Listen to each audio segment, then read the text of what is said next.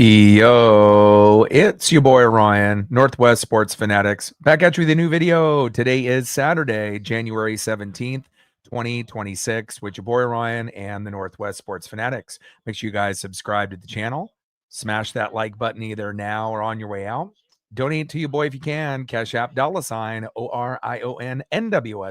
or the YouTube Super Chat.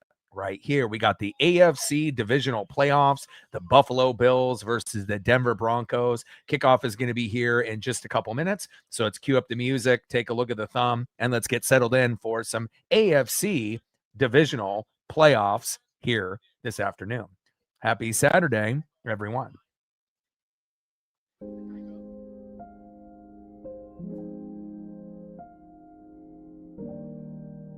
On the left, arguably the best quarterback in the game, best dual threat on the ground and through the air, Josh Allen. And on the right, the second-year quarterback from the Oregon Ducks, the only quarterback to have 10-plus wins in each of the first two seasons and 30-plus touchdowns. I like what I see. Bo Nix. Can't wait to be able to see what we get here today. And I'm going to definitely try to push as we go into this matchup, and we also will be doing the Niners and the Seahawks later today, and I'm going to try to do both tomorrow, the Texans and the Patriots, Rams and the Bears, and then Monday is the Natty between the Miami Hurricanes and the #1 Indiana Hoosiers. So if everything goes the way that it should, we will be doing 5 streams here in 3 days. I'm definitely excited. This is the best time of year, and as we start to see football start to wrap up, that means that baseball season is just right around the corner. But again, we got a Natty on Monday. We got 4 amazing games this weekend, starting off here with the Buffalo Bills versus the Denver Broncos. Later tonight will be the Niners and the Seahawks. We'll have to keep an eye out on that minor injury for Sam Darnold. We'll see how it affects him. And anytime you have a shoulder or an arm injury, it's something to kind of keep an eye on.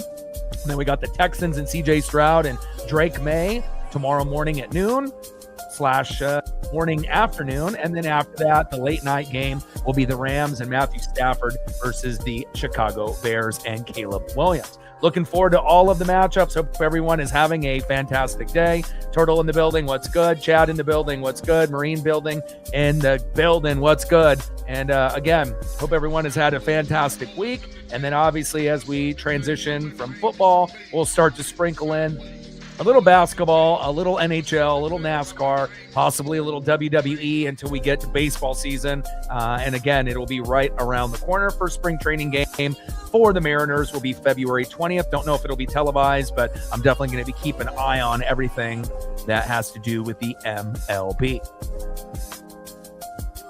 I already had an original thumbnail made, but it wasn't good enough, so I had to make another one here for this particular broadcast, and I'm really happy with the way that this one turned out with Josh Allen there with the Gatorade towel on the left and Bo Nix with the ferocious eyes looking for the prize here in the NFL divisional matchup here for the AFC. We'll be shooting for 100 likes, 100 on the Dono train, and 5 to 15 subs. Shout out to my boy Brooks Beats with the best beats on YouTube.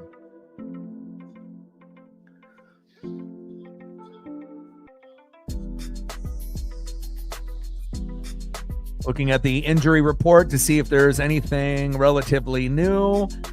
Most of the injuries are still kind of what we expected, with Jordan Phillips at D tackle on IR with the ankle inactive. Bernard at linebacker. Ty Johnson at running back. The ankle is inactive, but when you got, obviously a powerhouse at running back, it should be okay with Cook. Jordan Poyer is inactive with a hamstring, and on the flip side, you got Elijah Moore, coach's decision, as well as Sam Ellinger, Reese Taylor, Q Robinson, and then obviously Kareem Reed. So most of the inactives are coach inactives for Sean Payton and the Broncos, and you have more of the injuries for the Bills. But again, Buffalo is one of those teams, that defense wins games, defense wins championships, and the Broncos and the Texans have 2 of the best defenses in the league. But, with that being said, if there's one guy that could actually outplay those defenses, it's Josh Allen, and you never can count him out. Wishnowski there with the kick, and Marvin Mims Jr. with the short return. 25 yards. I got a Buffalo Bill down, as well as a Bronco down as well. Looks like Dorian Williams is down. Hopefully he's okay. Never ideal when you end up getting injuries right out of the gates, to start off a game, but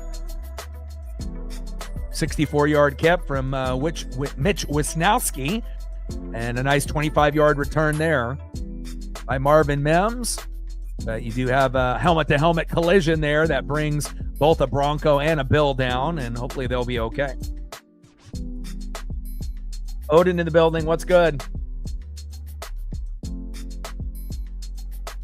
I think it comes down to how injured is Sam Darnold. Are they going to have to rely on him handing the ball off more than expected? And if that ends up being the case, there is a real threat that Seattle could lose. Now, if Sam can fight through the pain and feed off the crowd, based on how they played in San Fran on that last week of the regular season, they did split 1-1. They lost, obviously, first game of the season at home, but obviously the team is much different than they were at that point, just trying to figure out an identity of the Seattle Seahawks early in the season. And remember, they only had 3 losses. So, they lost to, early on to the Niners in week 1, lost to the Buccaneers in week 5, and then ended up losing to the Rams in week 11. So, again, this team is battle-tested.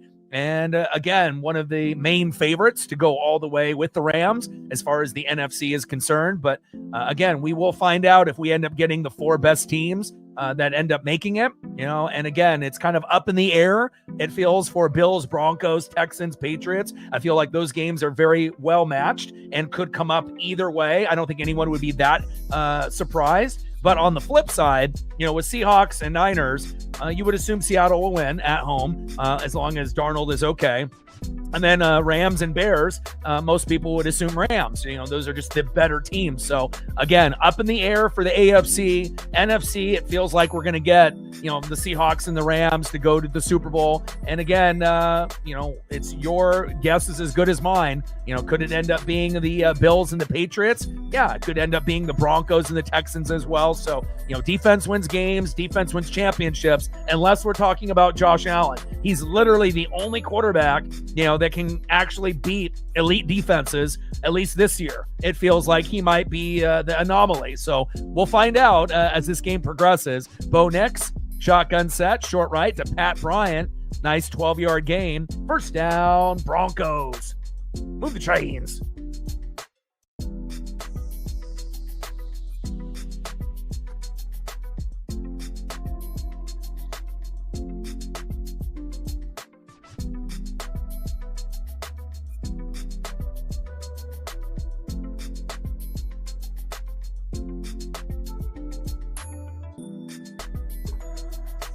Yeah, well, if you don't have Darnold, you're not winning the game.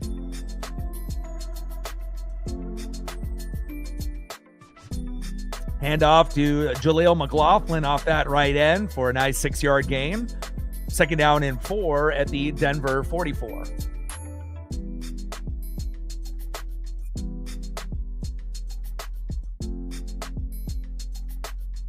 One home record, most wins in the NFL for the regular season for Bo Nix, the Oregon Duck product.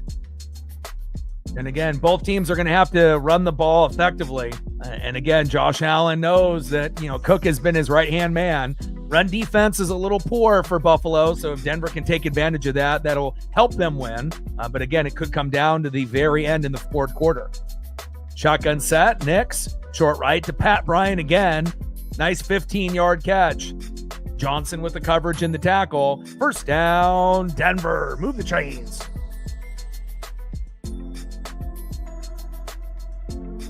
You're not going to win the game with a backup quarterback against the Niners.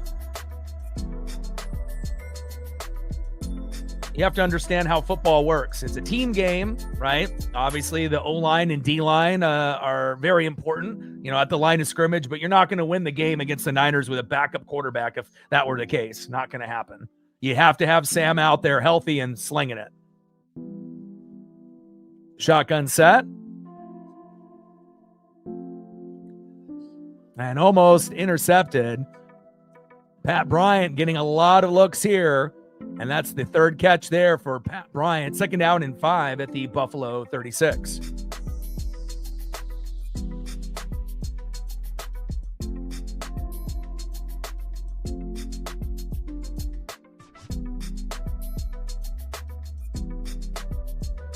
than 13 minutes to go here in the first quarter. 0-0 here early between the Bills and the Broncos.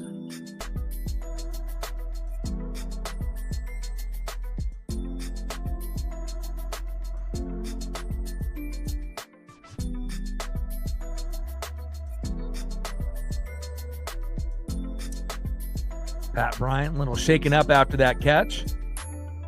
Second down and 5 at the Buffalo 36. Shotgun set. Nick, short right to Lil Jordan Humphrey.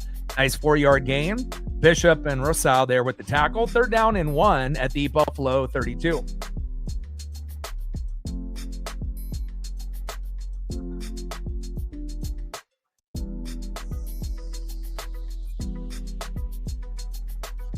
Shout out to my boy Brooks Beats with the best beats on YouTube.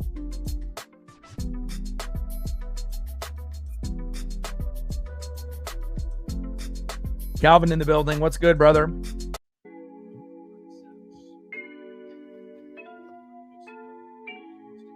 Getting down to the nitty-gritty here with the NFL schedule. Natty on Monday, 2 games here today, 2 games tomorrow. Natty on Monday, and looking forward to, for those other things to start progressing like NASCAR and the MLB, but definitely soaking in all the football I can get here. Shotgun set. Bo Nix goes to that right side and gaining about 5. First down, Broncos. Move the chains. Cam Lewis, the corner, coming up with the coverage. First down and 10 at the Buffalo 27.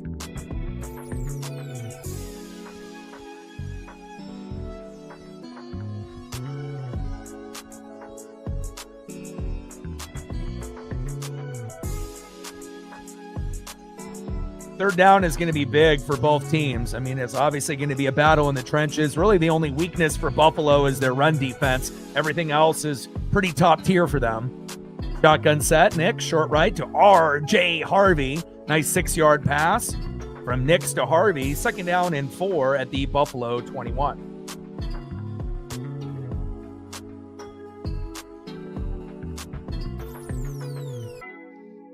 Like, sub, donate, comment, share. If you haven't smashed that like button yet, please do. Help us get to 100 likes, 100 on that dono train. And 5 to 15 subs. Let's get it, baby.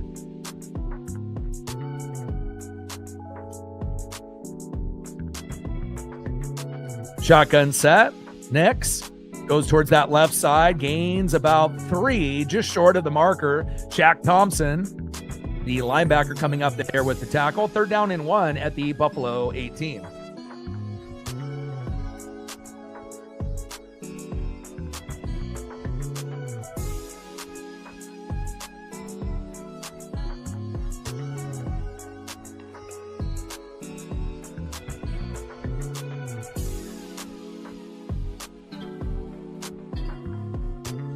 Nick's being pretty accurate. Obviously has all the confidence in the world out there after, getting kind of an awakening on how the NFL is going to, be, but was very successful at Oregon. Ended up staying in school for that last year, giving him a little bit more experience, and had a successful rookie year, and is backing it up with a great sophomore year, which you typically don't see out of a lot of quarterbacks. You usually see a little bit of a quarterback slump in the sophomore year, but so far so good for Bo Nix, Sean Payton, and the Broncos. Big third down and 1 here at the Buffalo 18.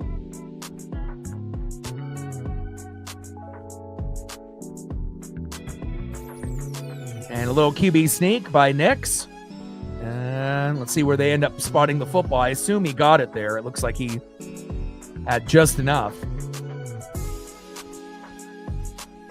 And it looks like they are doing a virtual measurement. Initially, they lined it up with a no gain there. Joey Bosa coming in with the tackle. And now we will see what the virtual measurement shows based off a particular replay here. I mean, as he ducks into the crowd, he kind of gets lost in the shuffle there between the Bronco lineman and Bill D lineman. But at first look, it looked like he potentially got it, only needing a yard, but we will find out here momentarily.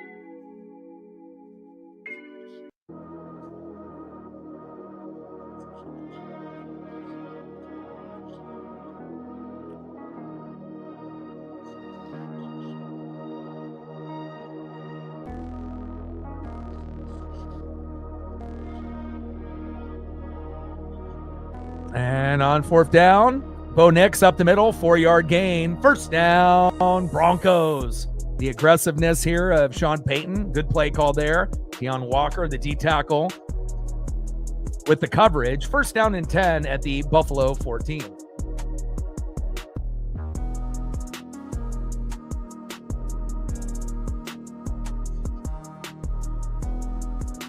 Nine for 15 on fourth and short in the regular season. That's big.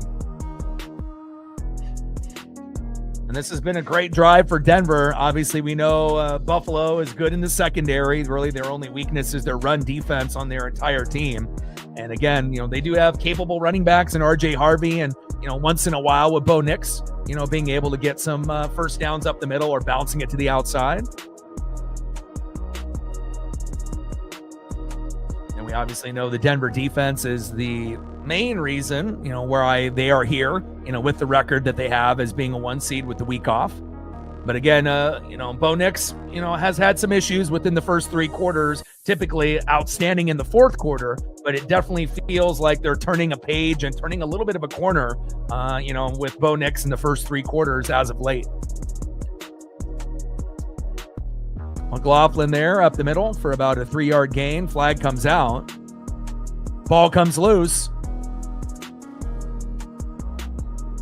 And that is recovered by Buffalo, but we do have a penalty possibly on the Bills, and this will come back. Ogunjobi was offsides. So the Denver Broncos really luck out there, going from a play that could have ended up being a big turnover on a very long drive, and they're going to end up getting this football back.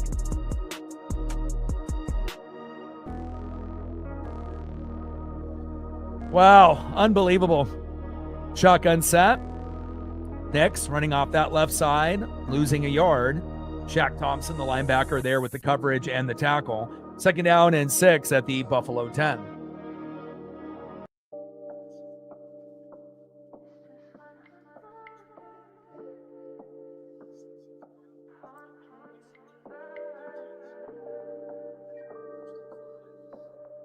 $11 plays, 64 yards. Shotgun set. Nix, short right to Lil Jordan Humphrey, incomplete. Third down and 6 at the Buffalo 10.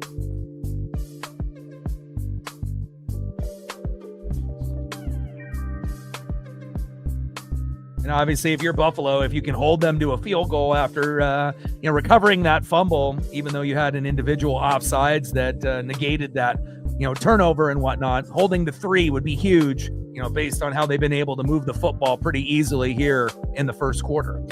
One more big play by the Buffalo defense, and obviously the secondary is top tier.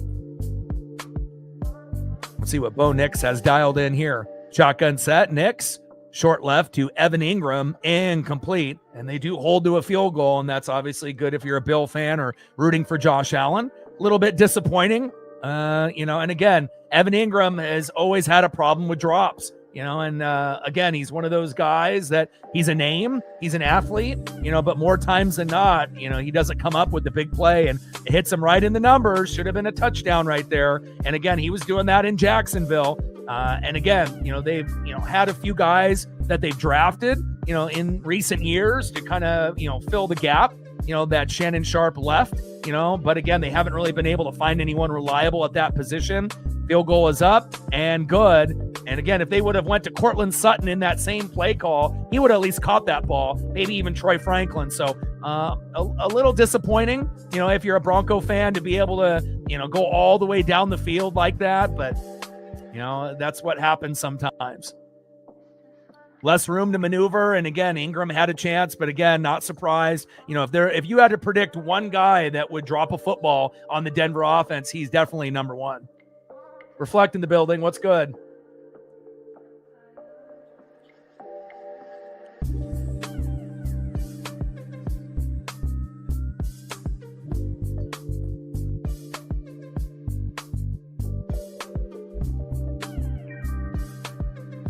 $28-yarder is good by Will Lutz. 3-0 Broncos.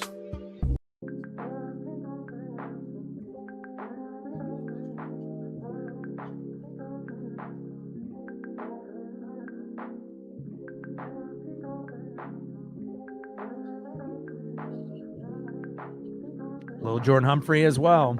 Lots of individuals that need to step up. And again, it's not like they have, a plethora of options on offense. It's a little weaker. They definitely are defensive oriented, but hopefully those guys will be able to, get settled in. But again, with all that being said, it was a long drive. You're not going to see too many 14-play, 64-yard drives that take up almost 8 minutes. And again, they did have the turnover. Individual was offsides. Buffalo could have ended up preventing any points being scored. But with all that being said, little Jordan Humphrey not being able to get it done. Evan Ingram not being able to get it done. But still 3-0 Denver.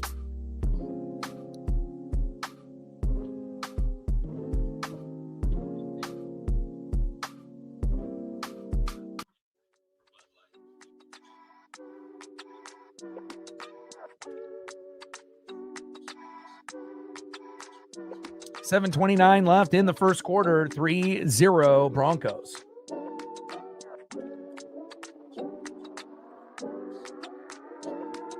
Yeah, I'm going to do both with no rest. So I decided to do thumbnails yesterday. So I went a little crazy, when I was already in here. So I ended up, doing the Josh Allen and Bo Nix, and I ended up originally making a different one that really wasn't up to my standards. So decided to make another this morning. I will be doing the Niners and the Seahawks. Got the thumbnail already made ahead of time with a little CMC and JSN. And then as long as everything goes smoothly and I have a voice, I will be doing both games tomorrow, starting at noon with the Texans and the Patriots, and then finishing it off with the Rams and the Bears. And I even ended up making the thumbnail in advance for the Natty for the Hurricanes and the Indiana Hoosiers. So as long as I have a voice and I got the energy to do it, I'm going to try to do 5 games in 3 days. And then I was planning on trying to do a little bit of NBA and a little NHL. Had the thumbnail made for the Thunder and the Spurs, and it was supposed to be coast to coast through NBC, but it was blocked and blacked out here in Oregon because the Blazers were doing a doubleheader. And so for me to be able to do it, I have to be able to see the game live, not on an alternate stream that's like 30 seconds behind. So that kind of ruined my plans for doing the Thunder and the Spurs. And I ended up watching both Kraken matchups. We lost both, but it was very entertaining. And I just felt it wasn't time just yet. But obviously, as we get into next week, we'll probably be dipping our toes into a little bit of NBA and NHL. Obviously, NASCAR will be starting at the beginning of the month with the Clash, which I will do. And then we're just getting closer and closer to MLB streams. Spring training starts, obviously, February 20th. And again, I don't know if that first game is going to be televised. But once they start televising, or I have access to some of those spring training games from the Mariners, I definitely will do them. First down and 10, hand off to Cook, bouncing it off that left guard. Beautiful run, 24 yards, and that was kind of the issue for Denver's defense last year, not being able to stop James Cook III, and right now he feels like he's the best running back that's left in the playoffs at the moment. Josh Allen being the best dual quarterback as well. So again, defense wins games, defense wins championships, unless you're dealing with Cook and Allen. It's kind of like the one, individual duo that could actually beat Denver, beat the Patriots, beat the Texans, and actually go to the Super Bowl and potentially beat the Seahawks or the Rams, realistically. And there's probably no other team that's built like Buffalo. Timeout, Bills. But again, we'll wait and see, and again, we've seen Josh Allen run into the Chiefs and, come very close, but not close enough. And they had a bunch of RB2s and RB3s, and we've been saying it for years. You need to get an RB1. They finally got one in Cook. Run defense isn't very good for the Bills, but their secondary is. So really, that's the only weakness Buffalo has is run defense. But again, it's hard to go against Josh Allen, even when you're going against an elite Buffalo, Denver matchup as far as defense is concerned for Denver. And then if they end up, getting past the Broncos, you have to go against the Patriots and the Texans, and those defenses are pretty stingy as well. So again, if anyone could do it on the road, and make it to the Super Bowl, potentially win it, or, get to the Super Bowl and lose, it's Josh Allen. That's for sure. Shotgun set, Cook off that right end for 10 yards. Pat Surtain and Hufanga there with the coverage and the tackle. They have no answer right now for James Cook III. Appreciate you. Thank you so much. Stacks. Rex with a little Cactus Jack. Bang, bang. We're at 10. 90 to go to hit the dono goal. Thank you so much for your support. I have not, but I imagine there'll be some information that you can send me. And then we can end up deep diving a little bit, based on any of the new acquisitions that we've been able to get. So.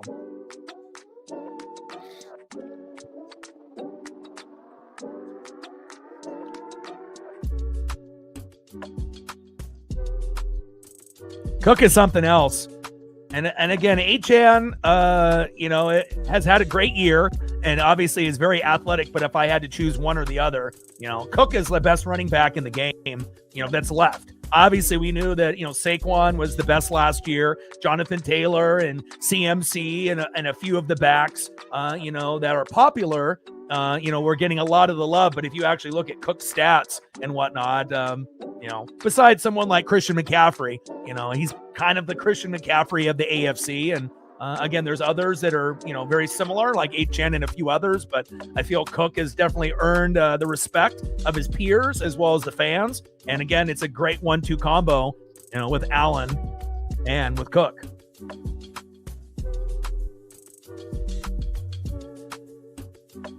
Storm in the building. What's good? First down and 10. And Cook again off that right side. And again, if the Bills are going to win, it's going to be because of Cook, not just Allen. Allen will be able to run. He'll be able to get, first downs with his legs and with his arm, but again, he's not going to be able to single-handedly just throw, for a victory, you would assume. It's going to have to be a little bit of Cook and a little bit of Allen, and then the secondary getting the job late, done in the fourth quarter. But it could definitely come down to the wire. 4-yard run there by Cook. Talanoa Hufanga, the former Niner, with the tackle there from the safety position. Shotgun set. Allen, short right to Brandon Cooks, the OG vet from the Oregon State Beavers. 6-yard pass from Allen to Cooks. And that's going to be first down and 10 at the Denver 12. Move the chains.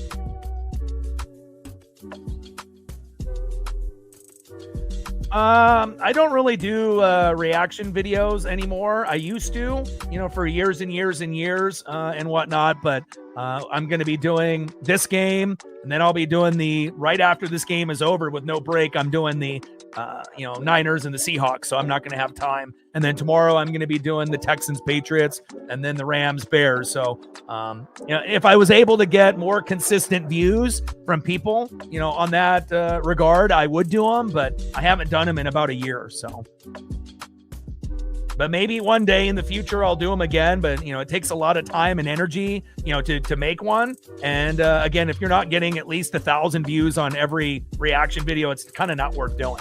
That's kind of like the minimum threshold for me to be able to do them. And if I'm going to be able to get over 1,000 on every one I do, then I'll do them. But if I'm not, then, getting only a couple hundred views after spending a couple hours of time, it's just not worth it.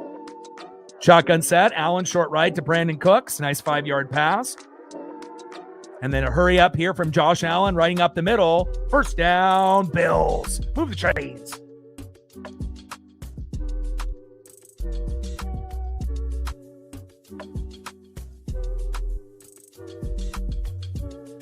Yeah, but as far as calling games, I will be here for Niners and the Seahawks.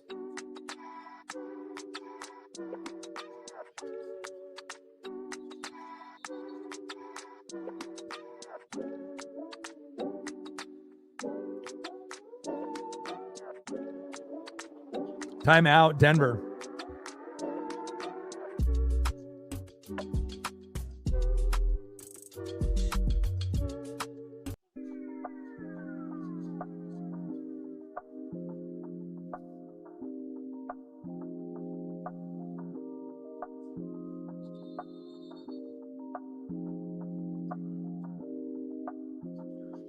Denver ripped the football out after the whistle was blown. But again, Josh Allen was like, are you guys going to call the whistle? Are you going to blow the whistle? They definitely just had him, kind of propped it up like that.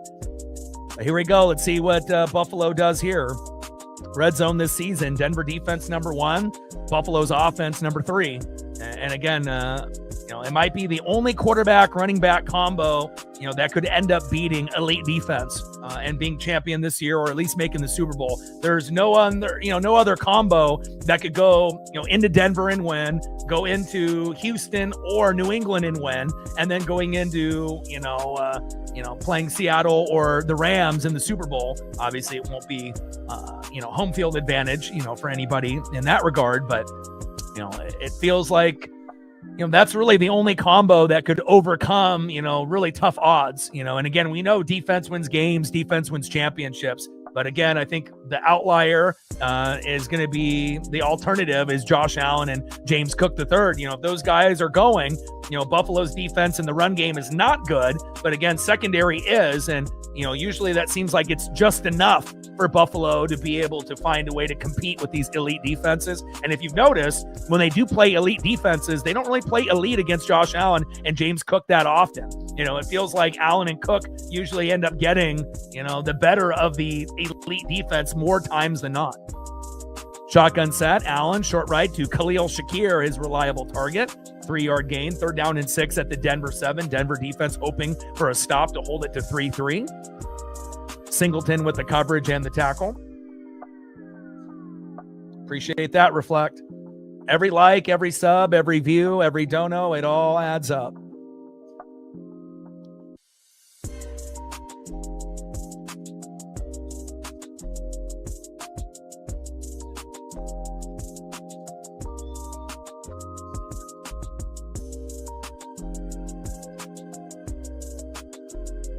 Shotgun set, Allen running off that left side, gaining about 5.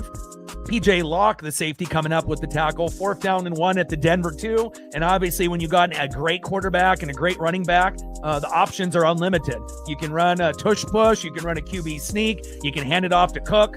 Any of those options, more than likely are going to get you the first down. But especially with Allen's size, just having him line up under center and not having to take the chance of handing it off to Cook, being 5 yards, behind him, that's where I would go.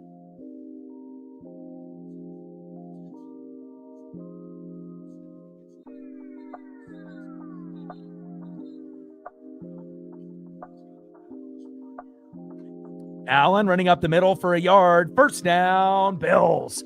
1st and goal at the Denver 1. And we're going to get a touchdown by Buffalo here momentarily. And again, we haven't really seen too many offenses, structured like the Bills with Allen and Cook being so dominant. But again, Denver will have a few big plays on defense before this one is over. Shotgun set, Cook off that left side, going in the wrong direction. Andre Tillman, the linebacker for the Broncos, with the tackle, loss of 3. 2nd and goal at the Denver 4. Let him know.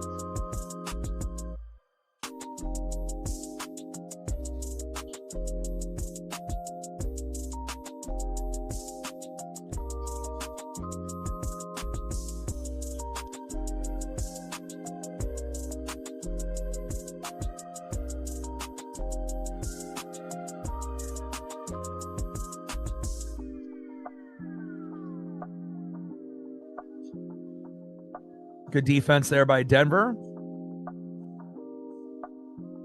Clock winding down here in the first quarter. Allen, short right to McCole Hardman Jr., the former Chief. Touchdown, Buffalo. And again, even though defenses are going to be elite, again, not really a lot of answers for someone as athletic and in his prime like Allen and having Cook at his disposal. That's really the difference. Extra point is up and good. 7-3 Buffalo. And obviously, I feel if the Bills end up making the Super Bowl, that's going to bring the most ratings. If it ends up being Buffalo and the Rams, Buffalo and the Seahawks, I feel like that would bring the best ratings possible, and giving us the most excitement, as far as AFC, NFC matchups. And then obviously if you go Buffalo, New England or Buffalo, Houston, obviously I think that would be pretty electric. And we should assume that it'll be Rams and Seahawks, for a trip to the Super Bowl, but we'll see how Sam Darnold's arm, ends up looking. Anytime you end up having a hand or a shoulder or an arm issue, it ends up being, sometimes a factor, and we'll see if it ends up being a factor today.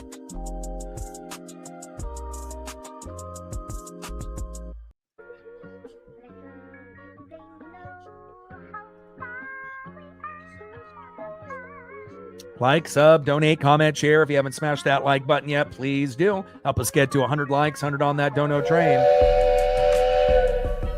And 5 to 15 subs. Let's get it, baby. 7-3 Buffalo.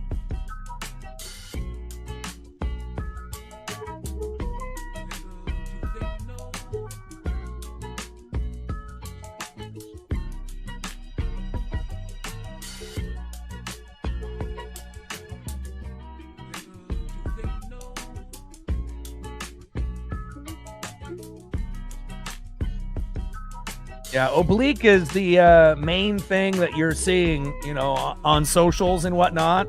But I do believe that there might be something above and beyond that. So again, and we'll see how serious it is, with the oblique, and if there's anything else, some tenderness in the arm or the hand, and so we'll see, how he looks out there. And again, supposedly not throwing a whole lot, in the practices the last few days, but with a lot of these athletes, you can end up giving them a shot or two, and whether it ends up being a shoulder or an arm or an oblique or a hand, hopefully he'll be healthy enough to be able to produce on a high level, and we'll find out obviously here in a couple hours.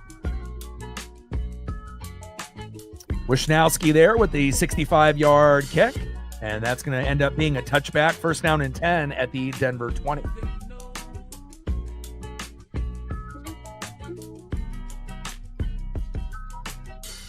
We got about 5 seconds left here before the first quarter ends.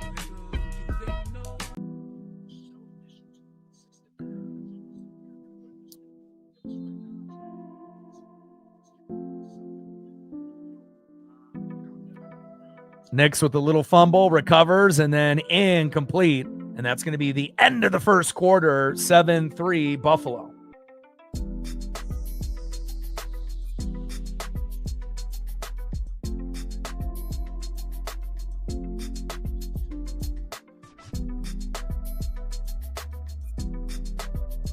What a chaotic play there right before the quarter ended. Buffalo very lucky that they still ended up getting that football.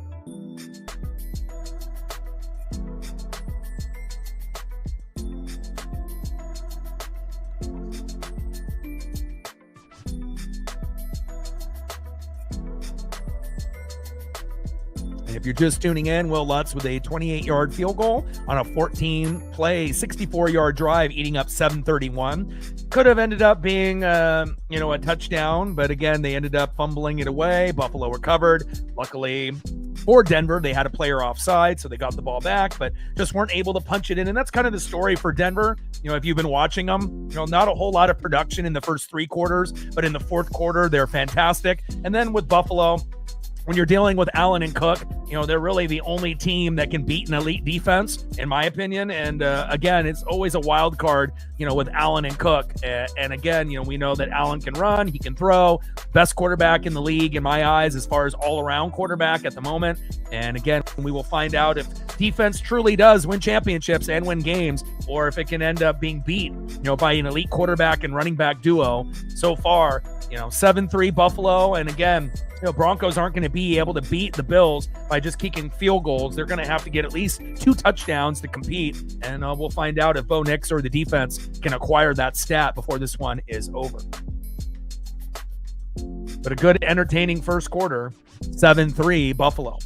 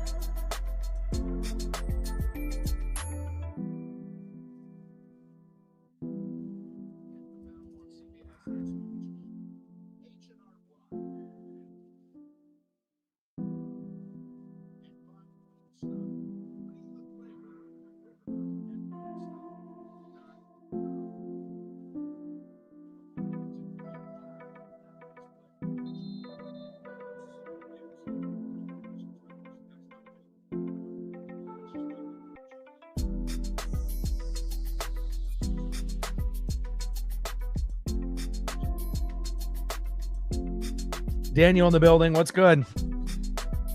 Second down and 10. Nick, short right. Pressure coming and just throws it away. Incomplete. Third down and 10 at the Denver 20.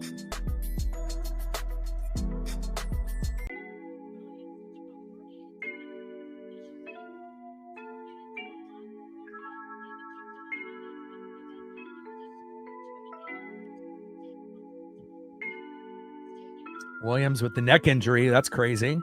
And Pat Bryant evaluated for a concussion after getting the first 3 grabs to start off the game. So you're going to have to see kind of a trickle-down effect. Next man up. And it's not like Bo Nix really has a whole lot to work with offensively. And on third down and 10, laser throw, tries to thread the needle, but ends up being incomplete to Cortland Sutton and the Broncos punt. Jeremy Crawshaw with the punt, 43 yards. And fair caught by the former Chief, McCole Hardman Jr. First down and 10 at the Buffalo 37.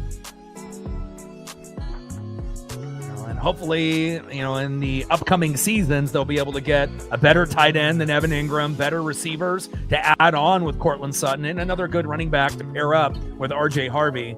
And again, it's kind of amazing what Denver's been able to do with Bo Nix in his rookie season and his sophomore season with not a whole lot of help offensively as far as weaponry. Offensive line has been pretty good, but, when your top target is Cortland Sutton and you got RJ Harvey, who's been good. But again, if you compare, RJ Harvey and Cortland Sutton compared to everyone else that's left and what they have to work with, definitely is a disadvantage for Denver. Even though their defense is one of the best with Houston's, you still are going to have to manufacture, a few drives of field goals and touchdowns to win. And I'm not sure if you're going to be able to do that against Buffalo.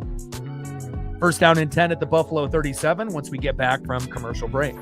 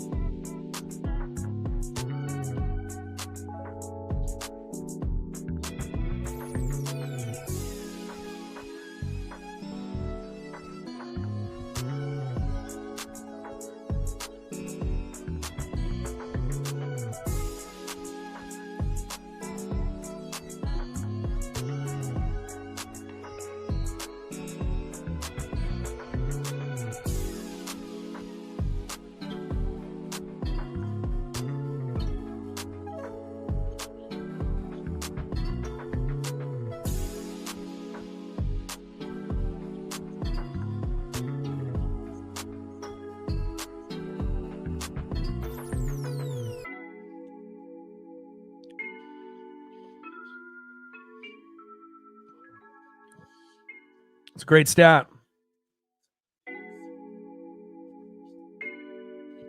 James Cook off that right side for a 5-yard gain. Second down and 5 at the Buffalo 42. And I feel like, if Houston, is able to win on the road, against the New England Patriots, even though they're very well-rounded, I'm not really sure, if any of those teams are going to be able to stop Buffalo, with Josh Allen and Cook, especially if they get past the Broncos. They can go into New England or Houston and win that game. And there's not very many individuals or duos that you would feel confident that they could get the job done. But I just feel like Allen and Cook are playing on a whole nother tier than the rest of the quarterback and running backs that are left.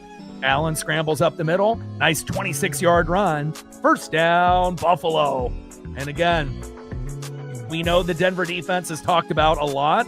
not a whole lot of chatter for Buffalo. We know their run defense isn't very good, but again, I feel like their run defense will play better than expected. And again, if it comes down late in the game, I would not be shocked with a big interception by Buffalo's secondary at some point in this game. But again, Allen and Cook are just, what can you say about those two guys? I mean, they're just on another level.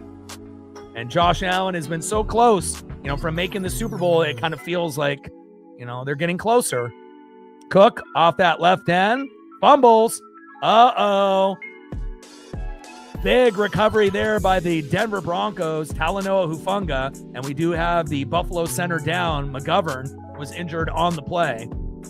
And just when the Uncle Mo and the momentum was starting to, kind of go in Buffalo's favor, Talanoa Hufanga coming up big, and that's exactly why they got him from the San Francisco 49ers, to come up with plays like that. And again, you don't see Cook fumble the ball that often. He got popped hard. And again, we'll see if Denver can actually, get some points off of this turnover more than just a field goal.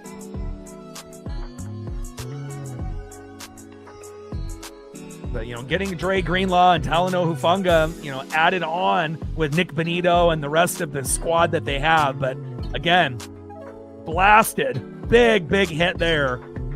And again, you're not going to really see Cook, fumble too often there. Let's see if Denver can take advantage. But if you're a Bronco fan, you absolutely love that. Defense wins games, defense wins championships, and now they're down 7-3 with an opportunity to get to 7-6 or potentially 10-7 if they're able to punch it into the end zone. And I'm not surprised by Denver, themselves, being able to get a fumble here and there. We know Josh Allen hasn't thrown a pick in quite some time and has the NFL record, as far as playoff games are concerned. But fumbling is a little bit of a different story, and we'll see if they can take advantage of that key turnover that just happened.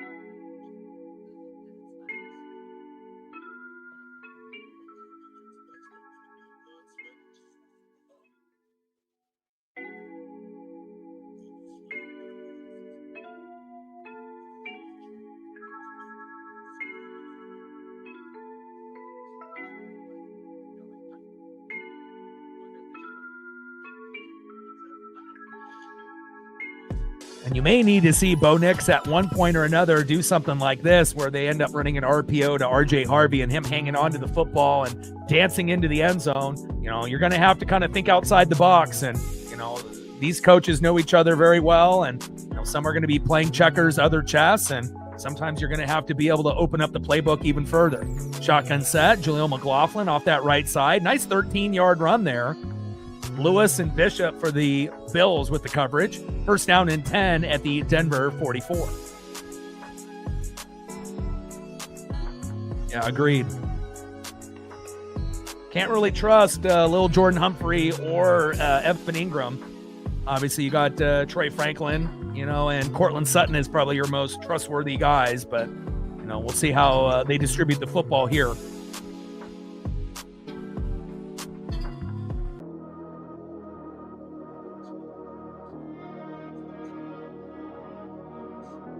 Yeah, Mims obviously pretty reliable as well. You can always get him the ball. Nix under center, going short left to Jaleel McLaughlin. And complete. Shotgun set. Harvey off that left side, and a nice 12-yard run there by R.J. Harvey. After that last pass was batted down by Buffalo. They're definitely very efficient on what, they want to do against the opponent here. First down and 10 at the Buffalo 44. Move the chains. Epinesa there with the bat down on the previous play after R.J. Harvey gains 12. And Jaleel McLaughlin and RJ Harvey are very capable. They're not, on the level of James Cook III, but again, with proper blocking up front, Broncos O-line has been pretty good, so far this season. Next, scrambling off that right side, gains 1. Tre'Davious White there with the coverage. These teams are hitting hard right now. 2nd down and 9 at the Buffalo 43.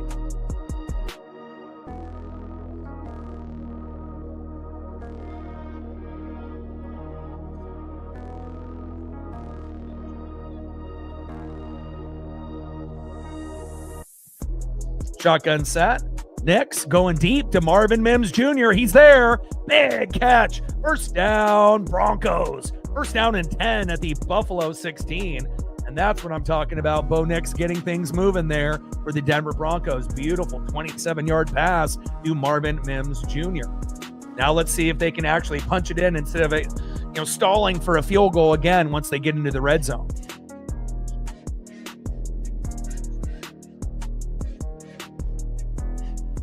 And off to RJ Harvey going off that left tackle, loss of 2.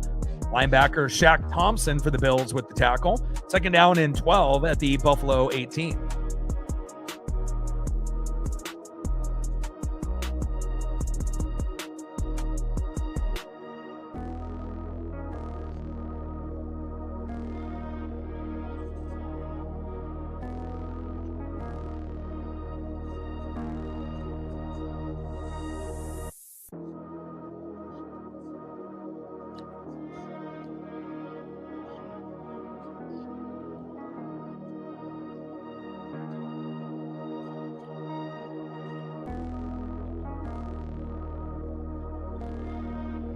Good defense by Buffalo on RJ Harvey. Shotgun set. Next, scrambling up the middle. I like that, baby. Big 11-yard run. Like I mentioned just a couple minutes ago, you're going to need Nix to run the football. Maybe not as often as Josh Allen, but if you can get into that 30 to 50-yard range total for the game, and maybe even getting into the end zone with Nix's legs, that could be the difference between winning this game or not. Nice 11-yard run by Bo Nix. 3rd down and 1 at the Buffalo 7. Cam Lewis, the corner for Buffalo, with the tackle. That man in the building, what's good? Good awareness and speed there by Bo Nix. I mean, again, if he didn't care about CTE or his brain, he probably could have dove in there and got close to a touchdown, but you want to make sure you're preserving your long-term health instead of just trying to be a hero on one play. Next, short right, Frank Crum, the offensive tackle, touchdown, Broncos. There you go. Here we go. And I like the back and forth dynamic here that we're getting in this game. And a great job with the play calling by Sean Payton. And you already know, you're going to get great play calls on both sides, but I don't think anyone on Buffalo's defense anticipated an offensive tackle and Frank Crum getting the touchdown here. But catching it like a fullback and being able to get into the end zone, beautiful call by Sean Payton. 7-yard touchdown pass, extra point is up, and good. 10-7 Broncos. Great hands for the big man. It kind of looked like a fullback or a tight end, obviously after he ended up getting that football. A little slower, of an individual, of course, being an offensive lineman, but, did a pretty good job selling the block and looking like a fullback or a tight end out there. Soft hands, and then, hey, I'm going to tuck it. Hey, I might get hit, but I'm going to run over someone. And again, it's pretty rare to be able to see an offensive lineman, with a play call specifically for him. Frank Crum, you better keep that football. That might be your only touchdown that you get in your entire career. That was sweet.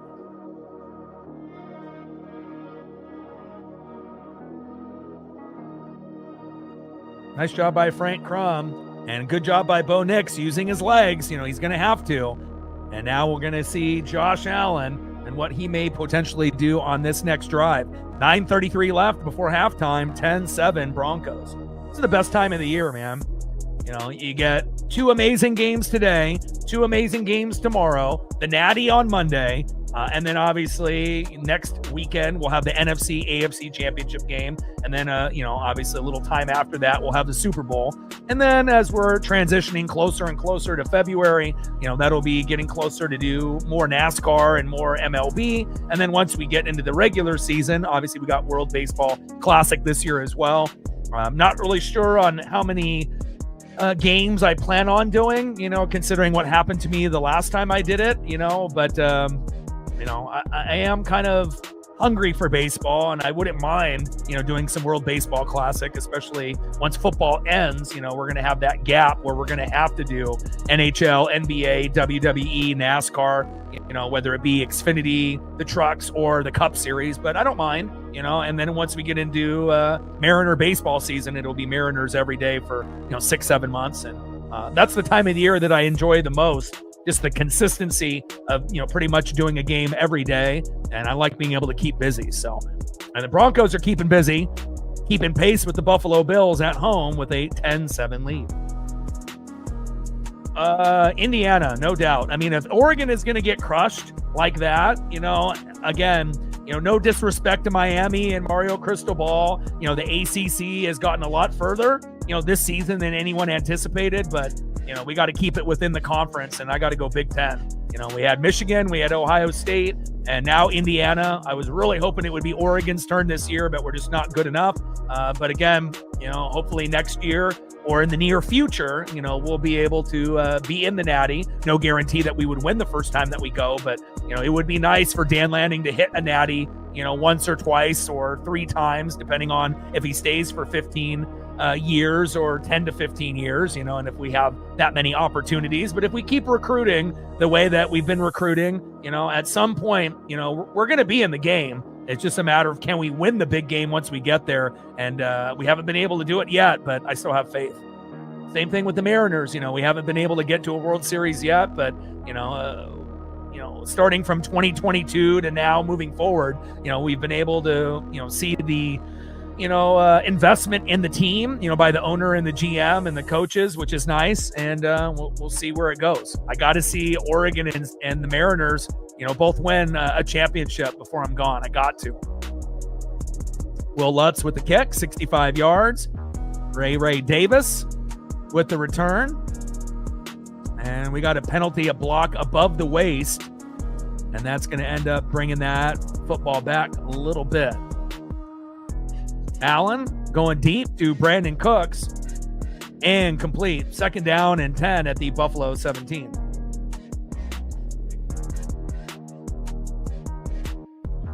I mean, they got some NFL players on the defensive side of the ball, with Bain. And again, Malachi Toney and Carson Beck have been pretty good, So, again, I assume they're going to play better than Oregon did. I just don't think that they'll have enough to beat Indiana. Really, the only way I see Indiana losing is if Mendoza gets hurt. If he got hurt, then, the game would be a little bit more, fair and even and whatnot. But, I just don't see any scenario of Miami winning. I hope they play well. I don't want to see them get blown out like Oregon did, but I just don't really know how close that game will be. Shotgun set, Cook off that right guard, and a nice 9-yard gain. Surtain and Singleton with the coverage and the tackle. 3rd down and 1 at the Buffalo 26. I mean, obviously being a sport fan, you want, a close game, but, Indiana is just on a whole nother level, compared to every other college football team this year. Cignetti has done a great job, and, it wouldn't shock me if Indiana wins by 10, 20 or more, but, we'll see.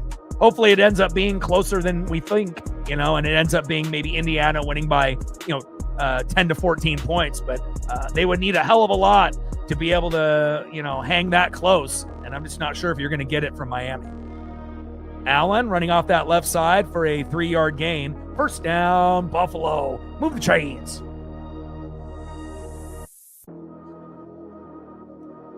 But I feel like the AFC matchups are kind of 50-50, with the Bills and the Broncos, Texans and Patriots. It's not easy to predict who's going to win those games, but, we assume Seattle will beat the 49ers later tonight, and we assume the Rams are going to beat the Bears. So obviously an easier path, for the NFC teams at this point for the Hawks and the Rams to play each other for a berth to the Super Bowl. And either one of those two teams could win it all. There's no doubt about that.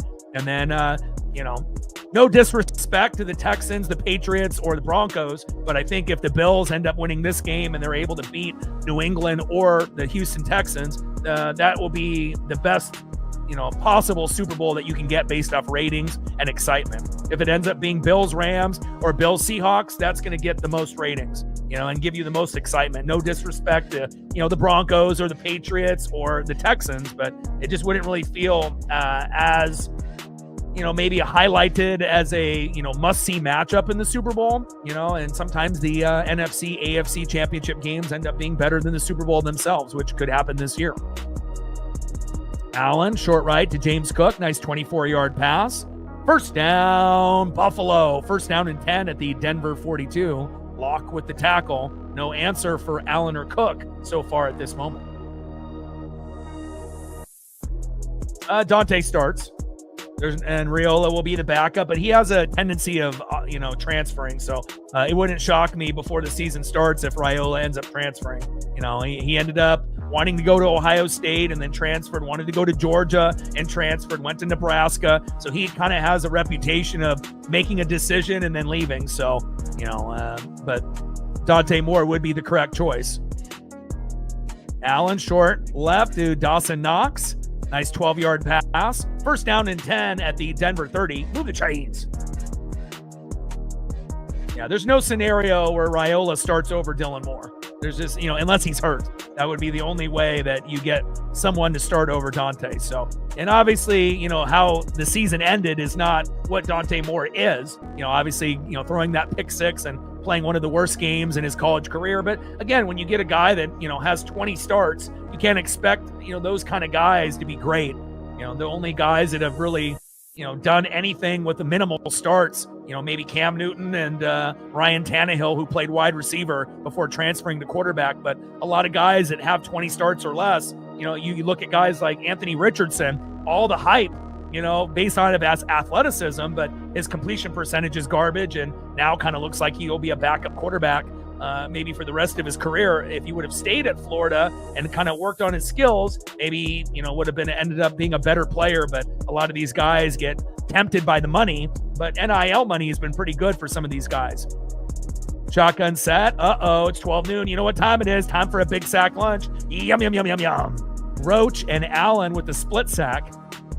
Loss of 7. Second down and 17 at the Denver 37.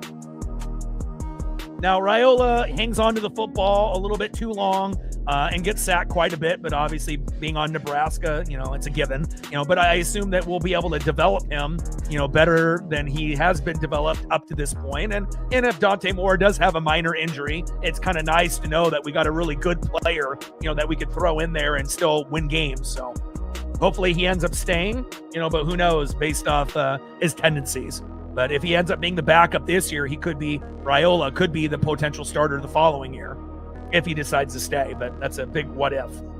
Shotgun set. Allen short left to Khalil Shakir, his reliable target. 7-yard pass from Allen to Shakir. Hurry up. Shotgun offense. Allen short left to Brandon Cooks. And that's a nice 15-yard gain. First down, Buffalo. First down and 10 at the Denver 15. And again, getting field goals for Denver is great, but again, you're not going to win the game with too many of those. And again, Buffalo is going to be scoring more touchdowns than field goals, and that's how they win the game. And again, at some point, we will see a Buffalo kicker come out and could potentially be, on a drive sooner than later or in the second half. But, that's kind of the difference. When you see, Buffalo, you think touchdown. When you see Denver, you kind of think more field goal to start off. Not to say that Denver isn't capable for touchdowns. They just got one, but, they definitely have to earn it a little bit more. Not as many options on that offense than Josh Allen has. And a 1-yard run by Cook off that left tackle. Greenlaw and Singleton with the coverage. Second down and 9 at the Denver 14.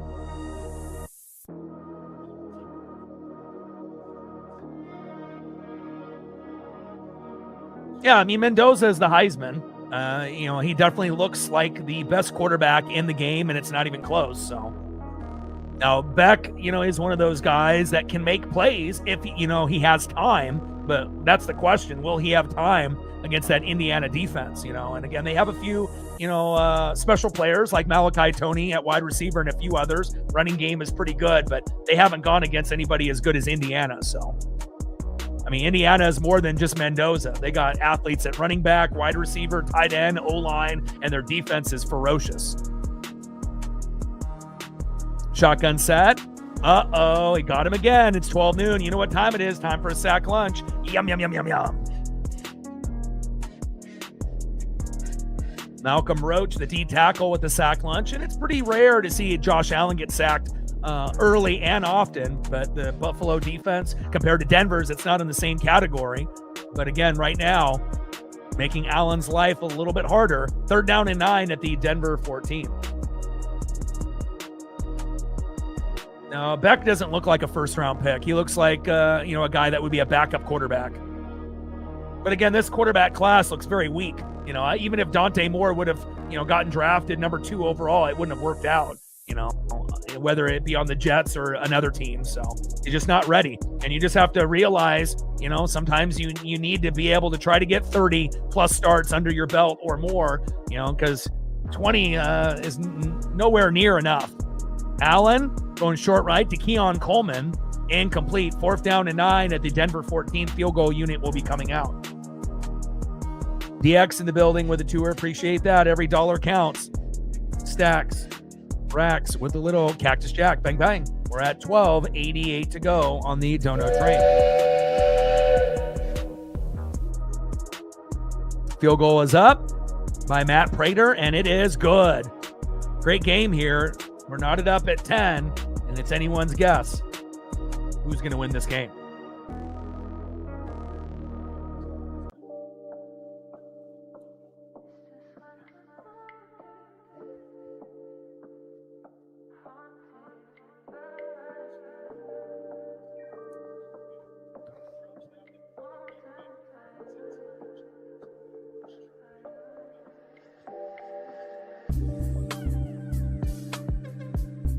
Another drop there. I mean, when you get opportunities in the end zone and you end up dropping it, whether you're Lil Jordan Humphrey, whether, you're Evan Ingram or you're Keon Coleman, I mean, come on. This is what you need to be able to do to step up for your quarterback, Bo Nix and Josh Allen. And we've seen 2, very bad drops, one by each team that could have ended up turning this into a 14-14 game instead of a 10-10 game. But at least I guess you're, getting them evenly, one on each side. But, again, if it comes down to the 4th quarter, you got to be able to make those plays. And again, it's not like a lot of these throws are so far away from the receiver. I mean, it's literally hitting them in the hands where they, have 1 or 2 or even 3 chances to be able to recover it. But again, not everyone is going to be on the hands team 2026 NFL roster. 2:13 left in the 2nd quarter, and we're knotted up at 10. Number 1 pick is Fernando Mendoza. That's already a done deal. There's no other scenario. There's no other team that would trade up and give them an arm and a leg. They need a quarterback. Obviously, they got rid of Chip Kelly and Pete Carroll. They got Brock Bowers at tight end, who's great. Ashton Genty is an up-and-coming, running back going into his sophomore season. You got Colt Miller on the line. You got Max Crosby on the other side, and that's about it.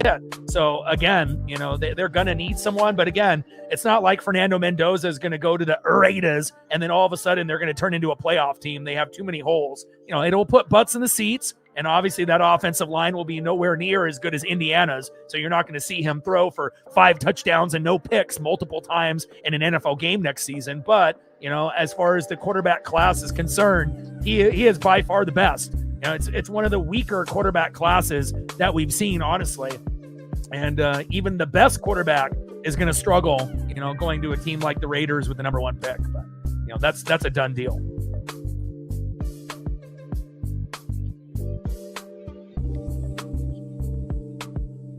Yeah, Grubauer has looked much, much better than he did last season. Ended up watching the last few games.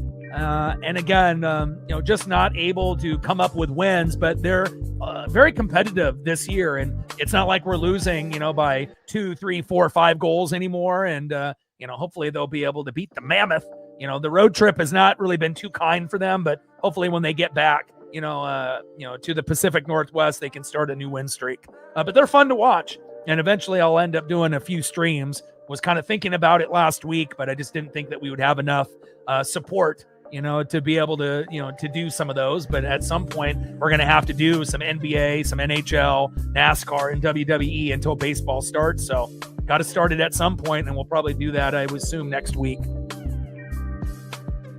Shotgun set. Knicks going deep to Cortland Sutton. We haven't heard that name. And complete. Second down and 10 at the Denver 30.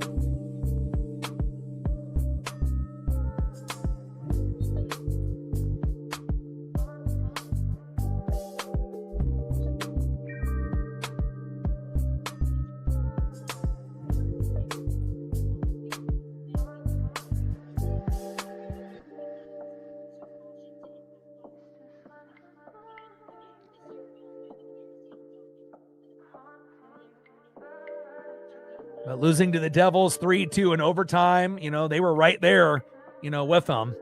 That one was a little, disappointing, but. And then obviously losing to the Bruins 4-2 after that. That was not as competitive as the Devils game. Pass incomplete. And now we're down to the 2-minute warning, 3rd down and 3 at the Denver 37.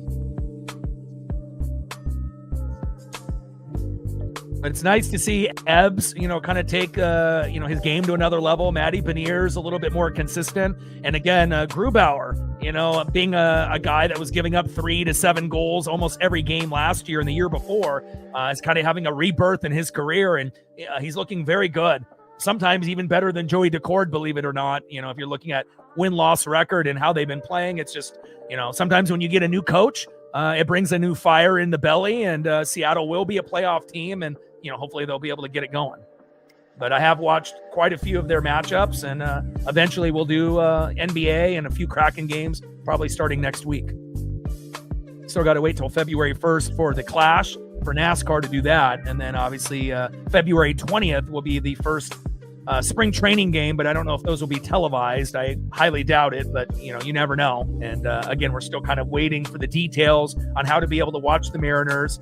I assume it's going to be through the MLB app. And then if you have T-Mobile, you may be able to watch the Mariners for free since Root Sports and that deal has ended. But if you end up having to pay, hopefully it ends up being not too expensive. I assume it's going to be somewhere between 10 and 20 a month to watch. But, again, if you have T-Mobile, hopefully we'll end up being free, and hopefully I will be able to get it for free. So I'll be able to, continue to grind it out. And, even if I have to pay a certain amount, it doesn't bother me, but hopefully it's, a lesser amount rather than a higher amount. I mean, I'd rather pay 10 than 20. So, but we'll have to wait and see what they decide to do. We got 1:55 left here before halftime in a great game.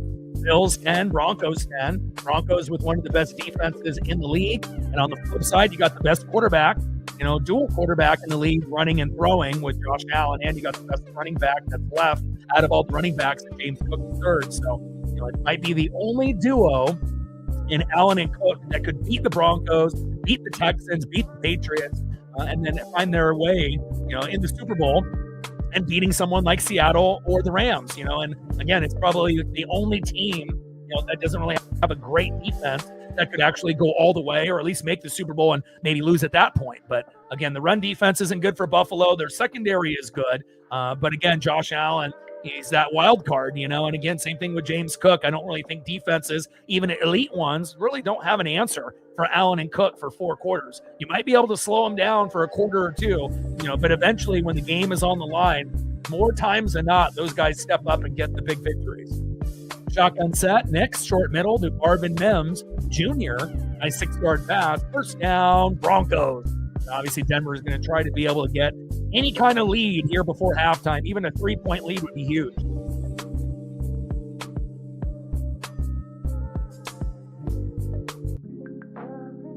Like, sub, donate, comment, share. If you haven't smashed that like button yet, please do. Help us get to 100 likes, 100 on that dono train, and 5 to 15 subs. Let's get it, baby. Shout out to my boy Brooks Beats with the best beats on YouTube. He's been diligently plugging away, and we'll be able to have some new music on the channel sooner than later as well, as I kind of go through some of the tracks that I feel that would be good for sports. Shotgun set, Nick, short middle, and complete. Second down and 10 at the Denver 43.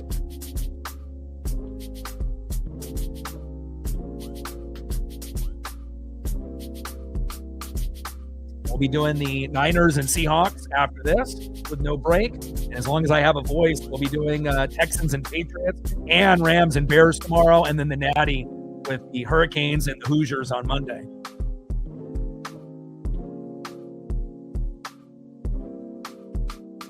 Milano picks up that football, but that's incomplete.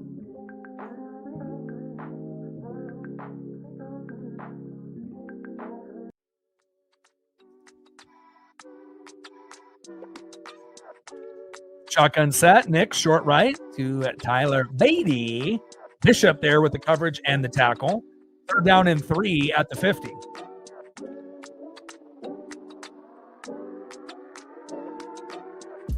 And I know it's not really in the regular script for Bo to run, but again, the more that he ends up running the football in the second half, situationally, that could be the difference between them winning or losing this game.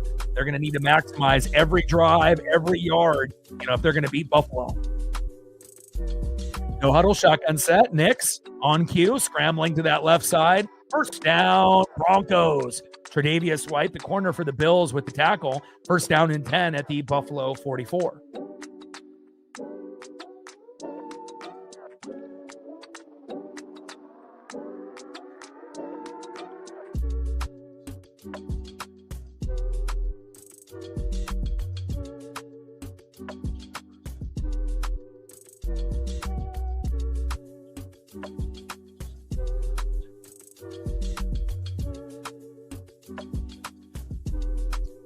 Especially if Buffalo is going to overcommit with the blitz, you're going to have to use those legs. And we got holding on the Broncos. That's going to be on Alex Forsythe, the center. And that's going to bring them back to the Denver 46. First down and 20 for Denver with less than a minute to go.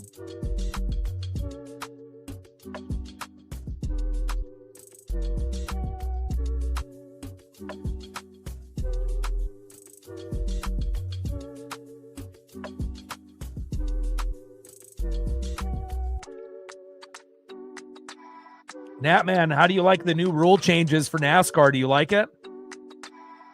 I think it's a better format than what we were doing. Automatic wins don't, necessarily mean anything anymore. So just because you have a win doesn't mean that you're going to be in that position just, based off points throughout the year, and that'll keep everyone honest. So I think that's the right decision moving forward. I'm glad that NASCAR came to that realization.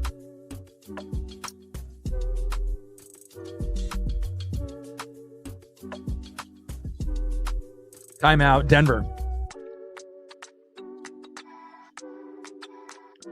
I think it makes it more fair, and also, it, keeps everyone honest, throughout the whole season. It's not like people don't come into races not trying to win, but, every lap that's led, every top 5 finish, every top 10, those are going to mean more and more, and it's consistency is king, right? And again, you want to be able to have the most consistent drivers, competing at the end. So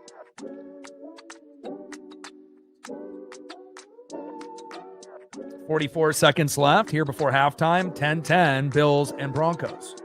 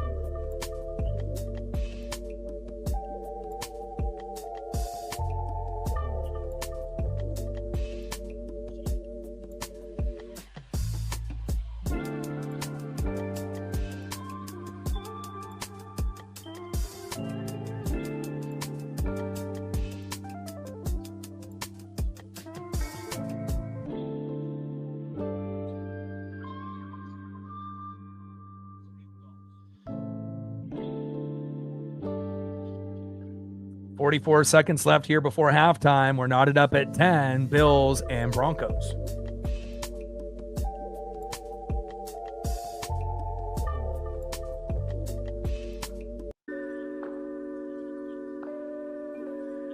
Like, sub, donate, comment, share. If you haven't smashed that like button yet, please do. Help us get to 100 likes, 100 on that dono train. And 5 to 15 subs. Let's get it, baby. Shout out to my boy Brooks Beats with the best beats on YouTube.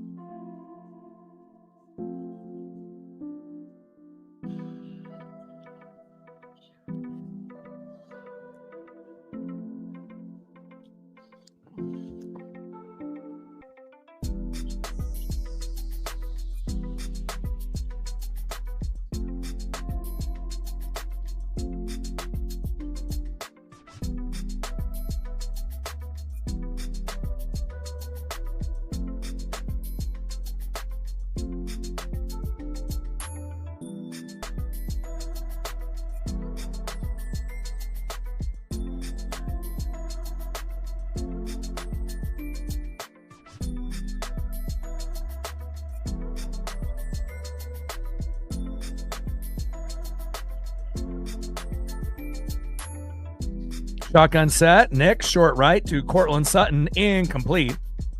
Lewis with the coverage. And Lewis injured on the play.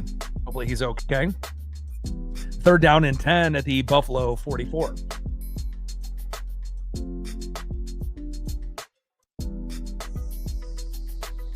Timeout, Buffalo.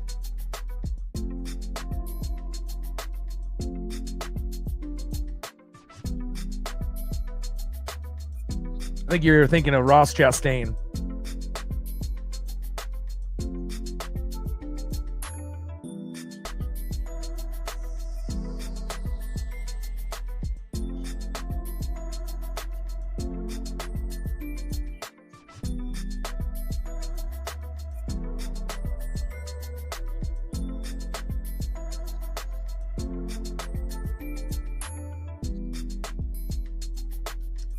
.38 seconds left here before halftime. 10-10 Bills and Broncos. I got a pretty good memory. I mean, I'm not going to remember every moment, but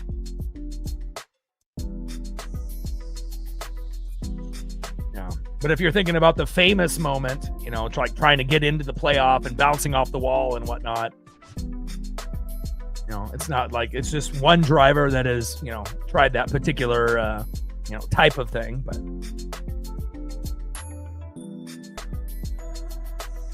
we're going to go to a commercial break, and then we'll see what happens here with the Denver Broncos. 3rd down and 10 at the Buffalo 44 with 38 seconds to go.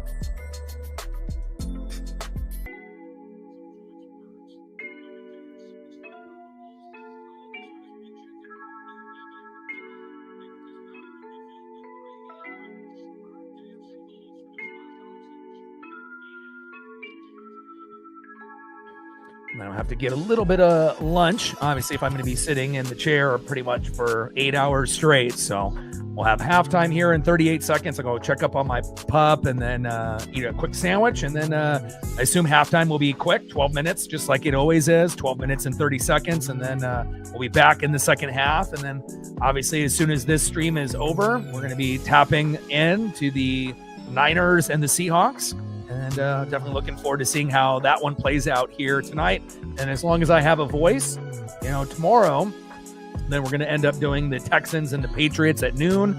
And then obviously the late game will be the Rams and the Bears. So if I were to, you know, miss a game, it would probably be the early one if my voice is, you know, not doing too hot. But, you know, I'm going to try to push, and hopefully I don't lose my voice and everything is good to go. And so, you know, I want to be able to do both games today, both games tomorrow, and the Natty on Monday. You know, I just want to make sure that Paisley is good. You know, we already went for 2 long walks earlier today, so I think everything should be okay as long as I plan that same strategy out tomorrow. And again, we're getting to the end of the season, right? So again, we only have these 4 games. You left, and then you got the Natty ending college football on Monday, and then you got the NFC, AFC Championship, and the Super Bowl. So after this weekend, there's only going to be 3 football games left, and then we're having to transition into whatever you transition to. NBA, NHL, WWE, NASCAR, MLB, and then obviously we get into that next move of sports coming into 2026. I hear Paisley at the door.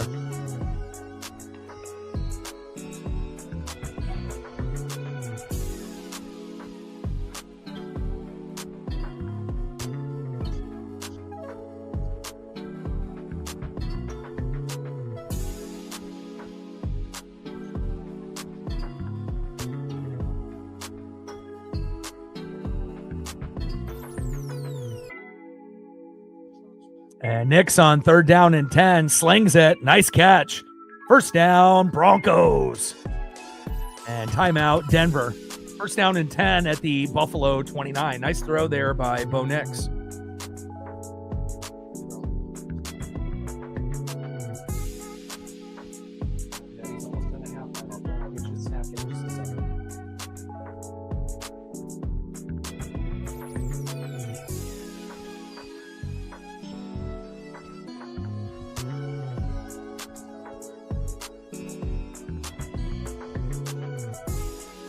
Shotgun set. Nick, short right, incomplete.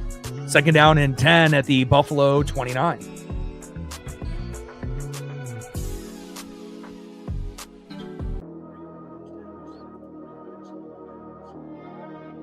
I know, honey.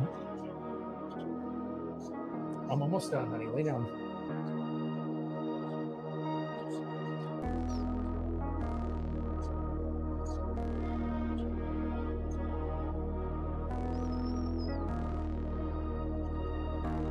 Good pressure there on Bo Nix.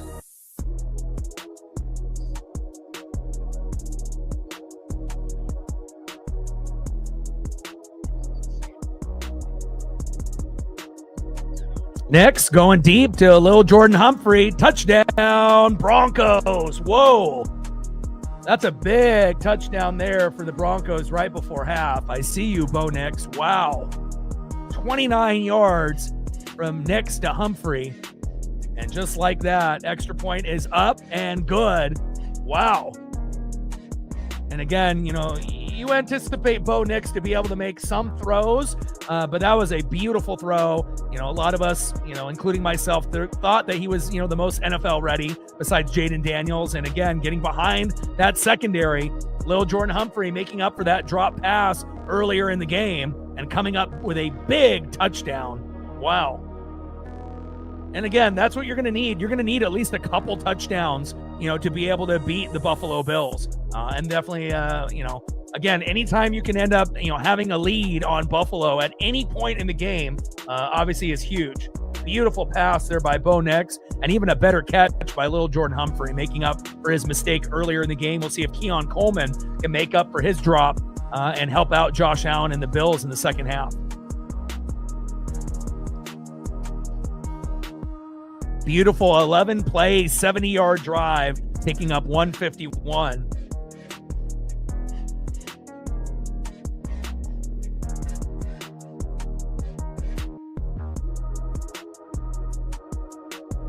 Nice job, Bo. Yeah, definitely one of the best first halves of the season. I would agree with that too, because in most cases, if you've watched Denver, usually they're tied or they're down. And they usually don't look that great within the first 3 quarters. And then the fourth quarter, they're amazing. They end up coming up with their best ball at that point. But, you've had some pretty good plays on the offense and the defense. But really the big surprise is how good the offense has looked with Bo Nix, and also being able to get 2 touchdowns, and a field goal. You couldn't have asked for a better first half for the Denver Broncos at home. And Lutz kick 62 yards. Ray Davis with a 27-yard return. First down and 10 at the Buffalo 30, and they're not even thinking touchdown at this point, but maybe a long field goal if they can get into field goal. And again, 17-13 is a hell of a lot better than 17-10, especially in a very, tight-knit game. where, the Broncos defense is better overall. The Bills secondary is pretty good. Their run defense is the weakest thing about them. And we'll see if Josh Allen can end up moving the football deep enough in this limited time that they have left. And I'm not sure if they're going to have enough time to do it, but let's see what kind of return they get.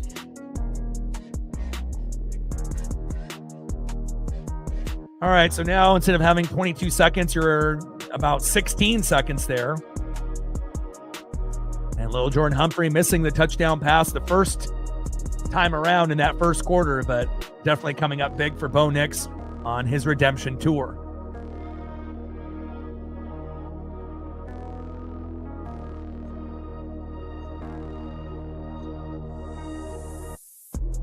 Uh-oh, big fumble. And Nick Bonito, one of the best players in the game with the recovery. And Allen, sitting back there, decides to take off and getting some pretty good yardage, but gets caught from behind. Ball comes loose. And how do you not get that football if you're Buffalo? You had a lineman that was there.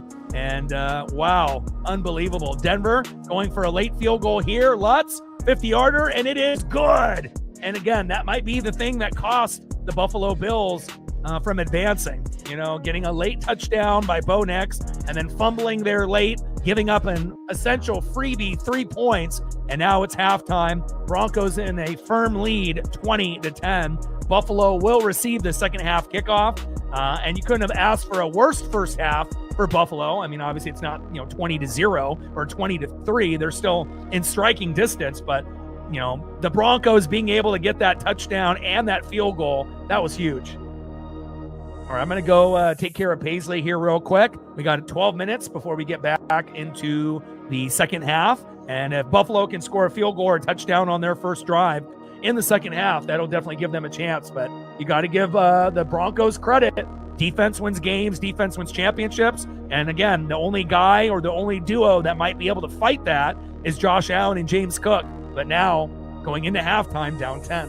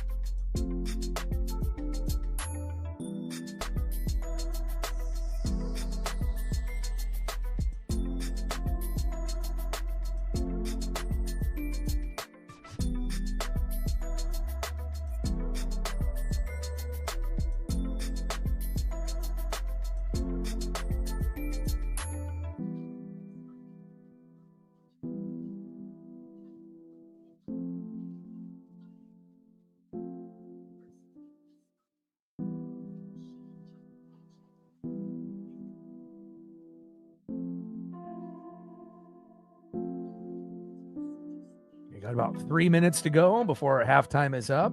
20-10, Bronco lead.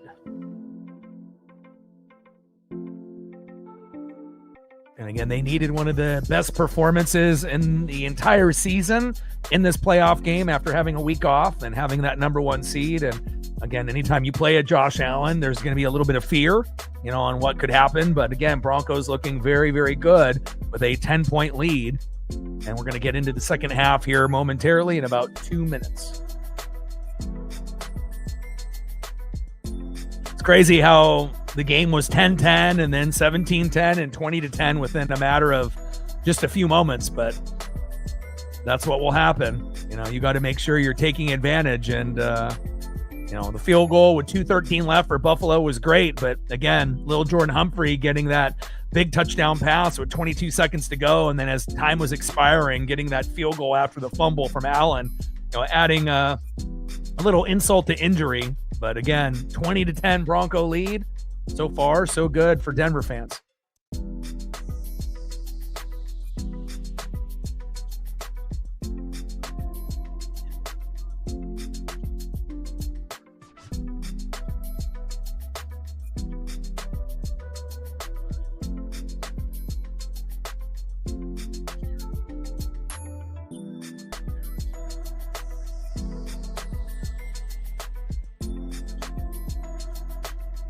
Like, sub, donate, comment, share. If you haven't smashed that like button yet, please do. Help us get to 100 likes, 100 on that dono train.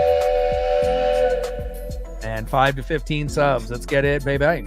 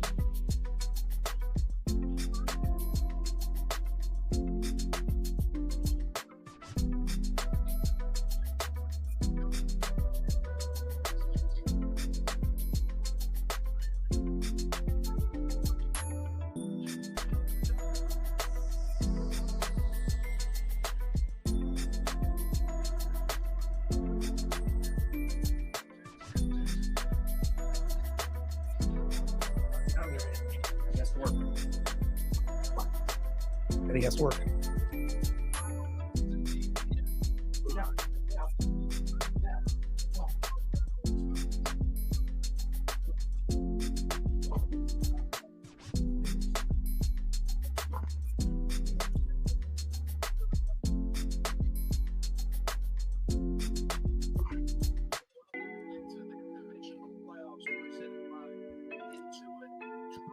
Will Lutz kick 63 yards. Ray Davis with a 23-yard return. First down and 10 at the Buffalo 25. And this is going to be a big drive for Josh Allen and the Bills. If they can get points and cut into this lead, making it 20-17 or 20-13, it definitely will give them a better chance on possibly coming back on the road here against the Denver Broncos.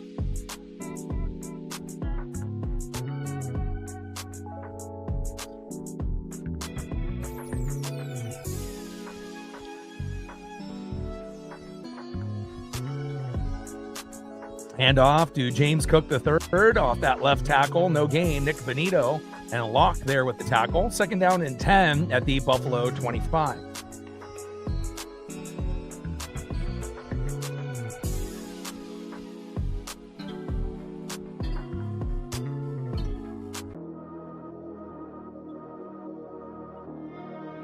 Like, sub, donate, comment, share. If you haven't smashed that like button yet, please do. Help us get to 100 likes, 100 on that dono train. And 5 to 15 subs. Let's get it, baby.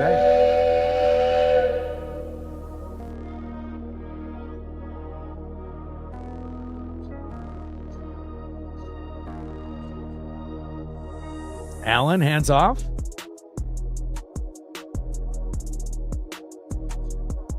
Uh-oh. It's 12 noon. You know what time it is. Time for a sack lunch. Yum, yum, yum, yum, yum. Allen sacked. Fumbles. Wow. Denver is coming to play, aren't they? And again, we know how good Josh Allen and James Cook III are, but man, the Denver defense and the Denver offense is really coming to play here in these first three quarters. Pretty unbelievable stuff, considering how good Allen and Cook have been playing as of late. But again, that Denver defense, big hit, and Denver, you just need to fall on that football, and they finally do. Recovered by Roach. And Nick Benito with the big hit. We know Benito has been one of the best defensive players the last few seasons. And now they're in prime position to kick a field goal or take an extended lead. And if it turns into 27-10, Buffalo ain't coming back from that. Big play by Bonito and Roach. And Shakir did a horrible job checking Benito at the line. But that's what you get when you get a wide receiver trying to keep up with a defensive end / linebacker. Wow. Shotgun set. Nick, short left to RJ Harvey. Bishop and Lewis with the coverage. Second down and 4 at the Buffalo 11.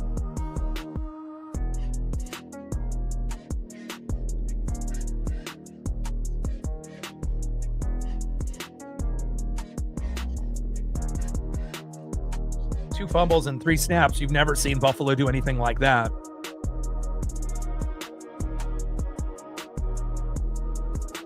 Yeah, 3 turnovers and 5 drives ain't going to get the job done. Especially when you have a suspect run defense on top of that. You need Allen to play complete and hasn't been able to up to this point. Shotgun set, RJ Harvey off that left side for a yard. Taron Johnson, the CB corner there with the tackle for the Bills. Third down and 3 at the Buffalo 10.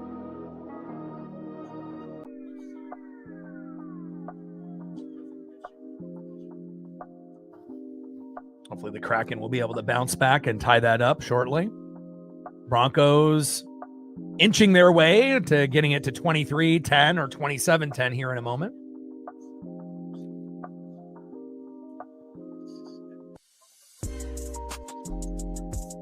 That's unfortunate.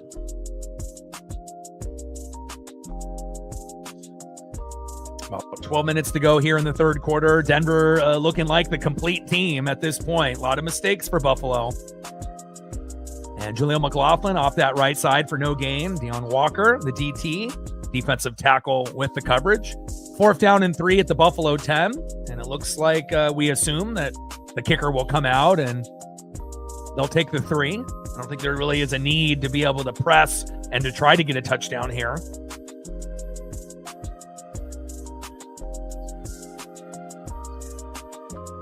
Started 1 for 4 on third down, but since then 4 for 4 for the Denver Broncos. But now they'll be 4 for 5. 5-yard penalty, delay a game. And now it's going to be 4th down and 8 at the Buffalo 15, giving them a little bit more coverage here for the field goal.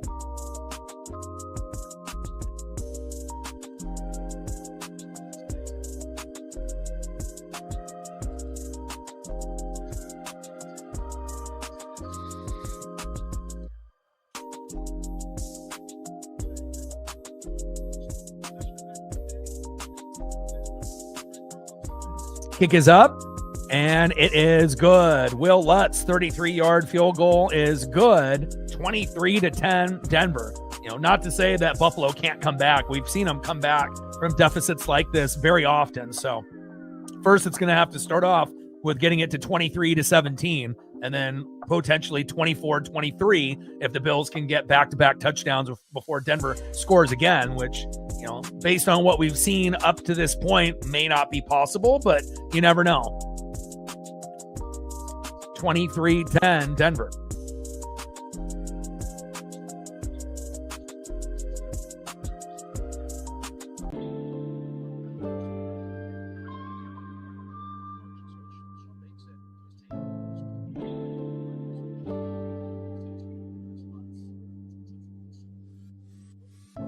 And it kind of felt like Denver would have to hit 30-plus points to beat the Bills today, and they're on pace. 23-10, Broncos lead.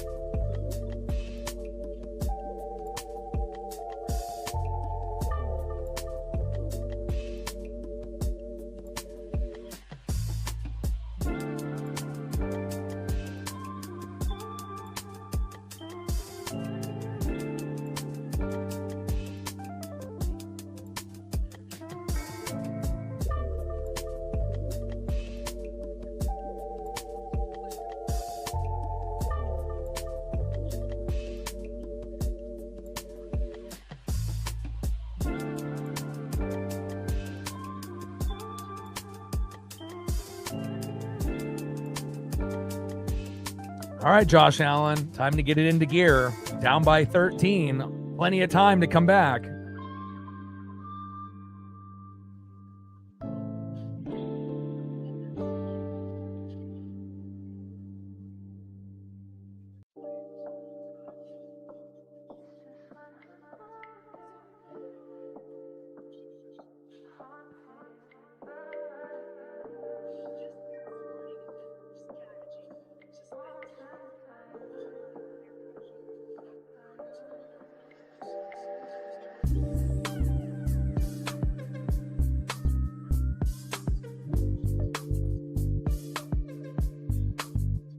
Lutz kick 63 yards. Ray Davis with a 25-yard return. 1st down and 10 at the Buffalo 27.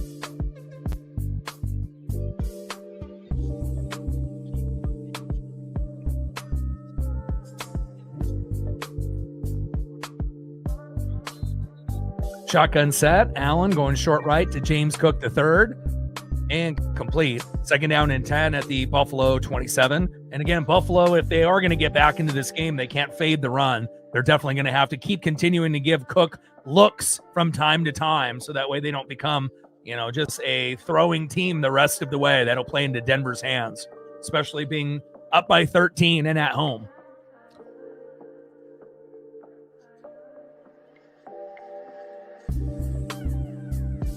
Fumble by Cook, fumble by Allen.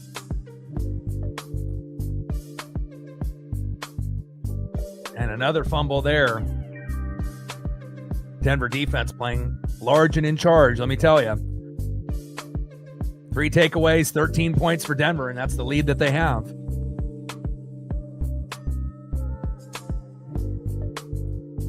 Shotgun set. Can't even get that screen pass to Cook, but decides to go to Dalton Kincaid, and a nice first down. Singleton with the coverage. 25-yard pass from Allen to Kincaid. Dalton, I see you. First down, Buffalo. Move the chains.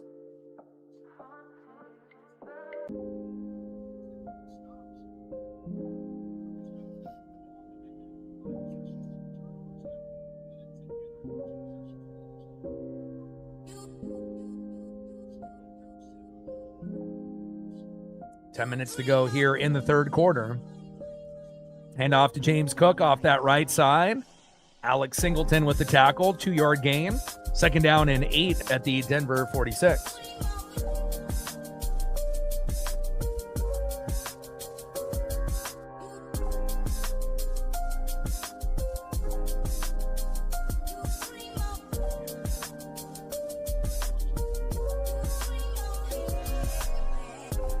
Second down and 8 at the Denver 46. 23-10, Denver leading. 3 turnovers by Buffalo has turned into 13 points, and that's the lead that they have at the moment. Not to say that the Bills and Josh Allen, can't scrap and, scratch and crawl their way back into this game. It's definitely very possible, but they have to be, a lot more fluent, in their offensive game, and they can't have any more turnovers the rest of the way if they're going to have a chance. 7-yard pass from Allen to Dalton Kincaid again. Third down and 1 at the Denver 39.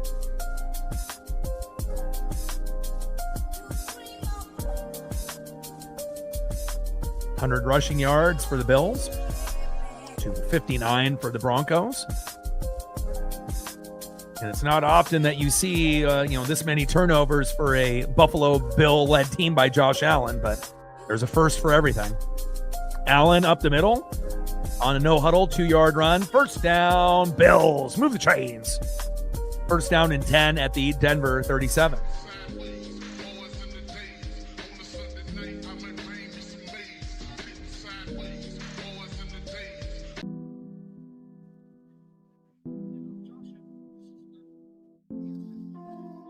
Got about 9 minutes left here in the third quarter. Broncos up by 13. But not enough to feel comfortable just yet. Shotgun set. Allen going short middle to Dawson Knox, the tight end. Nice 7-yard pass there. Second down and 3 at the Denver 30. Talanoa Hufanga, the former Niner, safety with the tackle.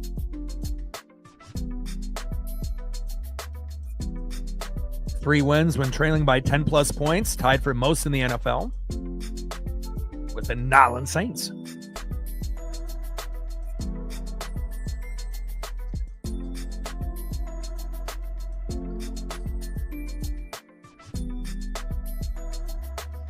Cook up the middle and dodging a tackler. Nice run there by James Cook III. Nice 11-yard run. First down, Buffalo. Move the chains. First down and 10 at the Denver 19. And once they get it to 23-17, you already know they're back in business. It's just, how many more fumbles are they going to have before this game is over? And we know Allen doesn't really throw interceptions. He's got the record, for consecutive games without a pick, but man, Talanoa Hufanga laying the wood there. Cook up the middle again. A nice 11-yard run. And then they go hurry up with the shotgun set. Allen short middle to Khalil Shakir.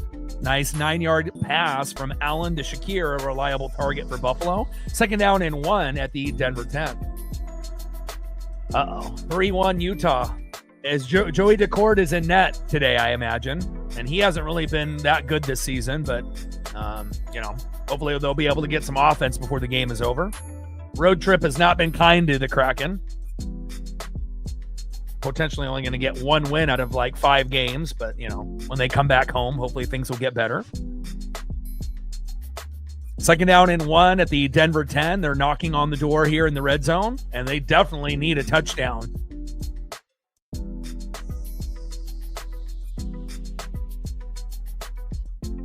Fourth catch for Shakir so far. And there it is.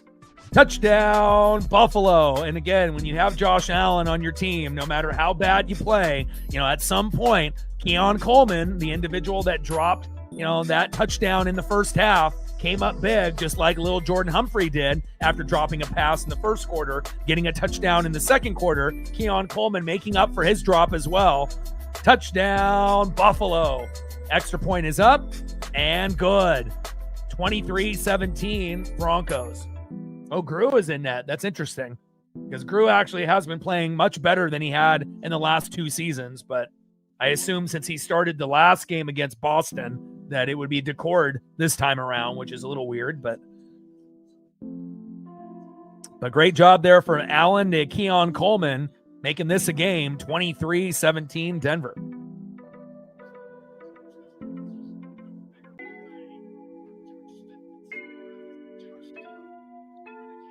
And that's like probably the, best quarterback to have when you're down by 10 to 20 points. In most teams, when you get down by that much, you're already kind of thinking, okay, this game is over. We're not going to be able to come back. But, when you got a player as good as Josh Allen with the, legs and with the arm, and you got the best, running back that's left in the playoffs, arguably, anything is possible.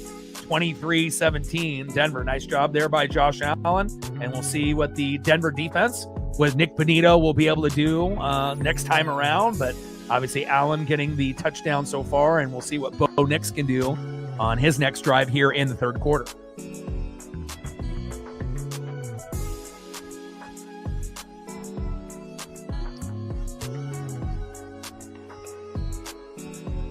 .6:49 left in the third quarter, 23-17 Denver.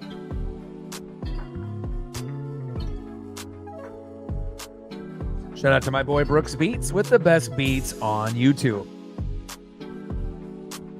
Fantastic drive from Josh Allen, and that's exactly what they needed to get back into the game. Sloppy first half, but I assume that they're going to be much better here in the third and fourth quarter.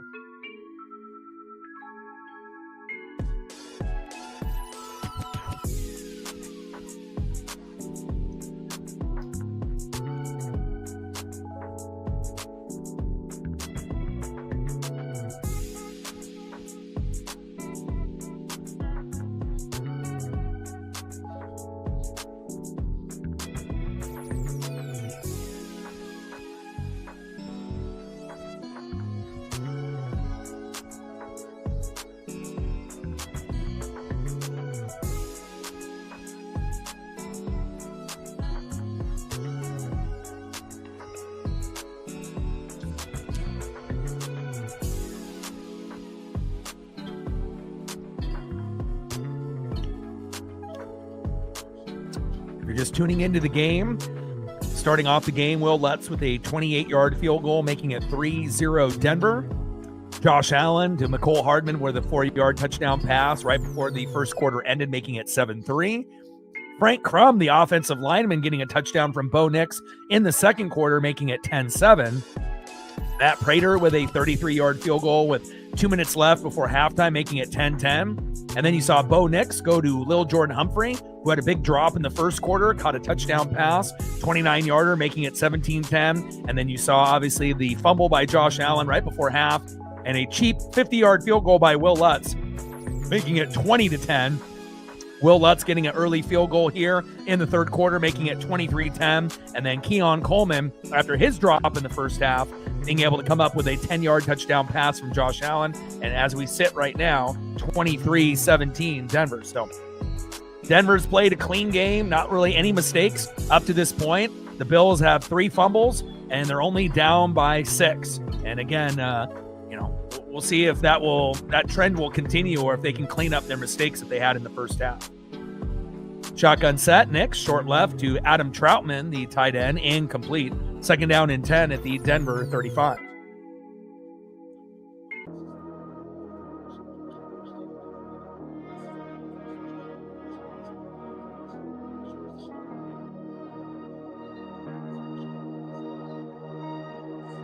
And you can definitely see the leadership out of Bo Nix. Sean Payton trying to mentor him to be the next, short quarterback Drew Brees-ish type of player. Obviously, we know Drew is on a whole nother level, especially with all those 5,000-yard passing seasons. But, as far as a guy that is mature and a guy that's going to get better and better as his years go along, that definitely is Bo Nix under the coaching and mentorship of Sean Payton. Shotgun set, RJ Harvey off that left tackle for about 5 yards. 3rd down and 5 at the Denver 40.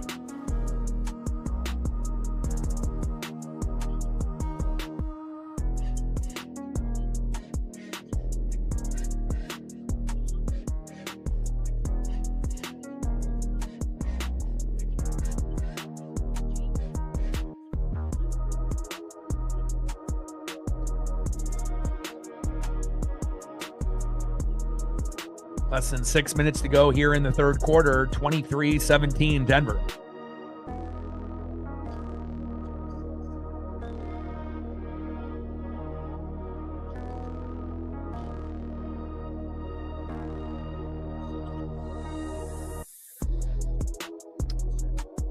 And a big interception there. Bo Nix, short left for Evan Ingram, is intercepted by Deion Walker.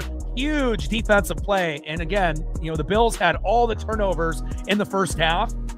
You felt like at some point Buffalo was going to get a fumble or a pick of their own. And just like that, there it is. I don't really know why you would be going to Ingram. Not a very reliable target there, but a better play made by Walker, the defensive tackle.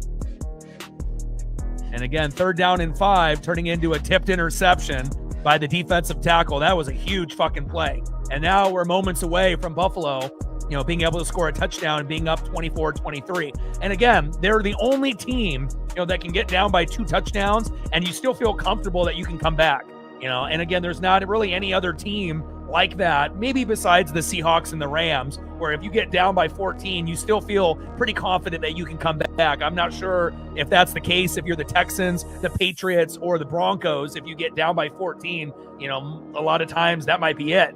But again, when you get a guy like Josh Allen and the defense that obviously is not very good stopping the run, but good stopping the pass. And again, big play there. Shotgun set, Allen going short left to Khalil Shakir, loss of 4 on that play. McMillan with the coverage. 2nd down and 14 at the Denver 40.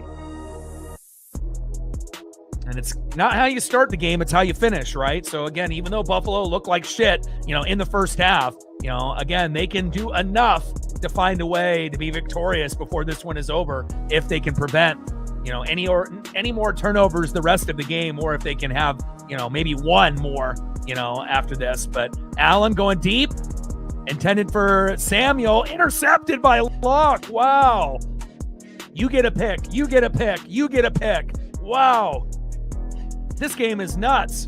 And again, that's not typically what you're going to see. And again, that's the first interception Josh Allen has had in the playoffs. And again, he had an NFL record, going for so many consecutive games in a row with 2+ touchdowns and no picks, and finally throws his first pick in the playoffs. Wow. And he was slinging it downfield into double coverage. He should have known better.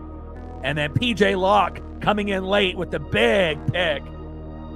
Wow. And again, if that's the last turnover that Buffalo has, they're going to have a chance. But if they continue to play, like they did in the first half, 3 fumbles, now an interception by Allen, even though you have all of these turnovers, you're still only down by 6. But let's see if the Broncos can capitalize and get points off the turnover. Tyler in the building. What's good? Yeah, I'm doing both games today and both games tomorrow. So I knew it was going to be a little bit tough on my voice, and I'm doing the Natty on Monday, but I ended up making thumbnails, 5 of them on Friday. So, we're here right now with Allen and Bo Nix. We'll be here in about an hour and a half with the Niners and the Hawks, a little McCaffrey, CMC, and JSN. And then tomorrow, as long as my voice is good, we got CJ Stroud and Drake May. And then the late game tomorrow, Matthew Stafford, obviously there with DJ Moore, and then the Natty on Monday when you got the Miami Hurricanes versus the Indiana Hoosiers. So, it was a long day, having to come together and to try to get all those going. So, I'm going to try to grind it out. And then after, the Natty is over, as we go into Tuesday, Wednesday, Thursday, Friday next week, we'll transition to a little bit of NBA, a little NHL. As we get closer to the beginning of February, we'll throw in a little NASCAR. And again, baseball season is, getting closer, but we're still, a little ways away. We're still about, a month away from spring training. We do have the World Baseball Classic this year, so that'll help a little bit of our, baseball needs and wants. And again, I might end up doing a little bit of that, and again, first spring training game for the Mariners is February 20th. Don't know if that'll be televised, probably not, but as soon as they start televising some of those games, I'll end up doing some of those for live streams as well. Yeah, he's got an oblique. So I assume that they'll shoot him up with some pain meds and he'll go out there and he'll play. He may not play, as good as he was prior to the injury. They may have to rely on handing the football off and a lot and playing good defense. But, you would assume that he'll be good enough for them to win. Now, if he doesn't play at all, then you're in trouble. Then you're not going to win that game against San Francisco more than likely. But again, if he plays, a majority of the game, even if he's slightly banged up with the oblique, he should be, you would assume good enough to find a way to win that game. Because obviously, seeing the Seahawks and Rams in the NFC Championship game is what everyone wants to see. I mean, other than if you're a Niner or a Bear fan. So I want to see the best teams match up, at the end. And obviously in the AFC side, it's up for grabs. It could be Bills or Broncos. It could be Texans or Patriots. No one is going to be Nostradamus in that regard. No one knows. They're both evenly matched games. The NFC is kind of one-sided. Rams are quite a bit better than the Bears, but they're on the road. And then obviously Seahawks are at home with an injured Darnold with the oblique going against the Niners. So, even with that being said, it should be Seahawks and Rams in the NFC Championship game, but they have to earn it. So 2-yard run there by Jaleel McLaughlin. Off that right tackle for a 2-yard gain. Walker and Bishop with the coverage. 3rd down and 8. Turns into a shotgun set from Nick. Short left to Marvin Mims Jr. 1st down, Broncos. Nice 19-yard pass from Nix to Mims. 1st down and 10 at the Buffalo 41.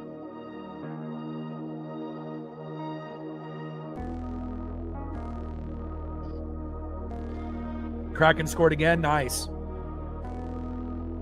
But I got to grind it out, as long as I have a voice and whatnot. And, we'll end up doing a little bit of NBA. I tried doing the Thunder and the Spurs, Wemby versus SGA earlier in the week, but it was coast to coast. And I thought it was just going to be on NBC, but the Blazer game was the doubleheader, and they ended up showing the news here instead of the game. And so I didn't have a way to call the game, even though I made the thumbnail.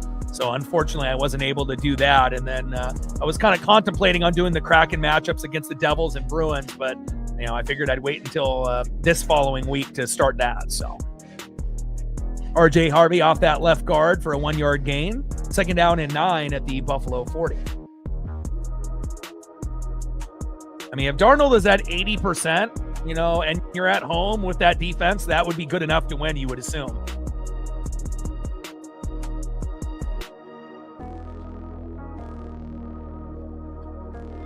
Shotgun set, Nick, short right to Adam Prentice, incomplete.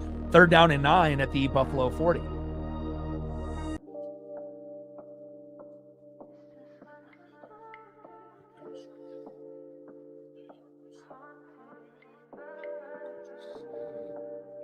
But I'm definitely itching for baseball to come back. World Baseball Classic will be a nice teaser as we get into spring training as well. But, I like baseball season the best because, you have games pretty much every day. And I don't have to worry about, what are we doing today or what are we doing tomorrow and whatnot. So definitely looking forward to the consistency of getting back to the MLB schedule. And I love the Mariners, as everyone knows. Shotgun set, Nix, short right to Adam Prentice, incomplete. Or it looks like that was going to be Prentice to Tyler. 4th down and 9 at the Buffalo 40. I mean, USA's team is good enough based on who they have, but again, now when Japan had Ichiro, that was another story, but obviously you got some of the South American teams as well. that have some superstars, that are going to be playing for their countries as well. So anytime you get like Dominican Republic and Venezuela and some of those countries. But I mean, if you look at the roster, USA should have a very good chance of making the final and winning it, but we'll see.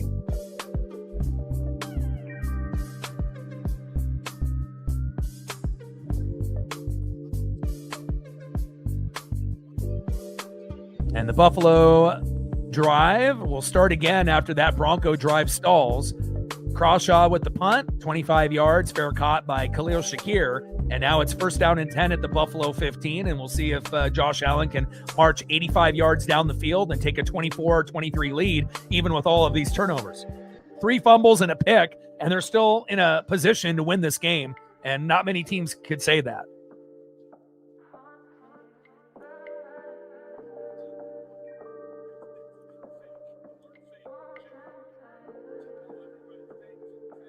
Yeah, but the thing is you don't know how much, that the Japanese players are actually going to play. So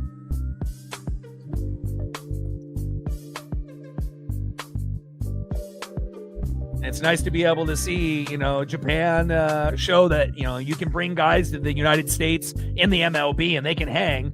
Obviously Shohei Ohtani being the big reason the Dodgers have won the last 2 years. But, obviously 2 years ago, he was the reason. And then obviously Yoshinobu Yamamoto was the reason that they won it, this year. If they didn't have him, they wouldn't have even been able to get to Game 7 to beat the Blue Jays. So it's kind of nice to be able to see, the Asian sensations coming over from Japan to America and having success. And, and again, there are going to be quite a few more coming into the league in the next 5 to 10 years. So.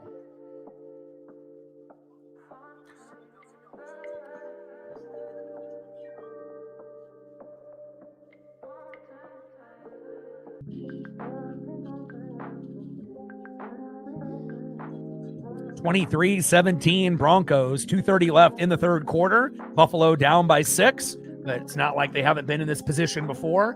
Being down by 10 plus points multiple times during the regular season, and more times than not, they come back and find a way to win. So, and again, we know how good the Denver defense is, led by Nick Bonito.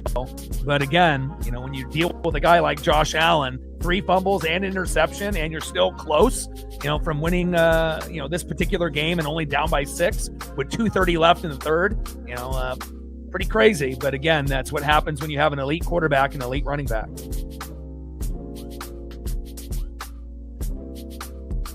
Nice. Great comeback for the Kraken. 1 goal apiece in the first, 2 goals apiece in the second. All right, so Chandler Stevenson and Matty Beniers with goals in the second period, and Jordan Eberle with the first goal. Nice.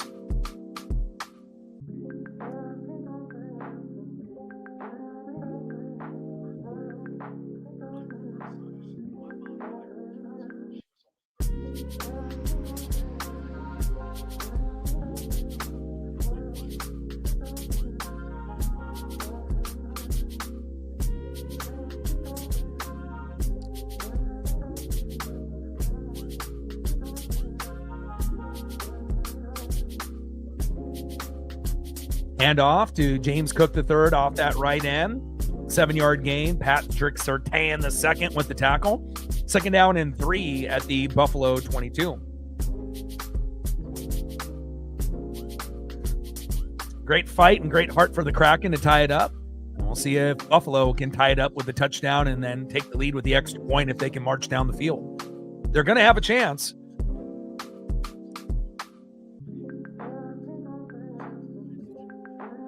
Hand off to James Cook. And again, Cook has to still be an option for the Bills. He's a guy that can explode for, 20 to 50 yards at any given moment. And again, you want to make sure you're keeping the defense somewhat honest instead of just being passing, the rest of the way, which, would obviously fall into the Broncos defensive scheme and what they want you to do. 2-yard run by Cook, Talanoa Hufanga and Tillman with the tackle.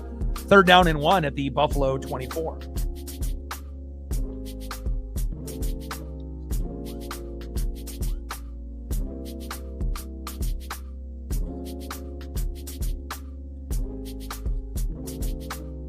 Allen up the middle for a 2-yard gain. 1st down, Buffalo. Move the chains.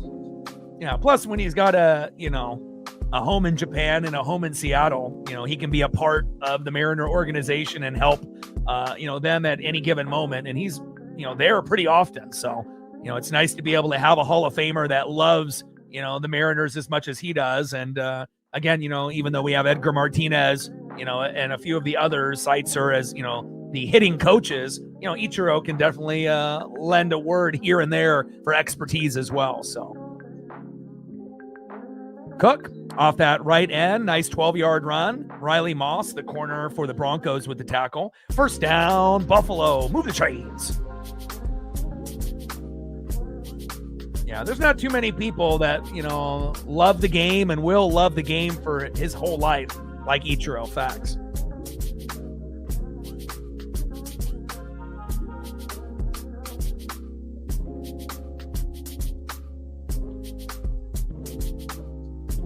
And that's going to be the end of the third quarter. 23-17 Broncos.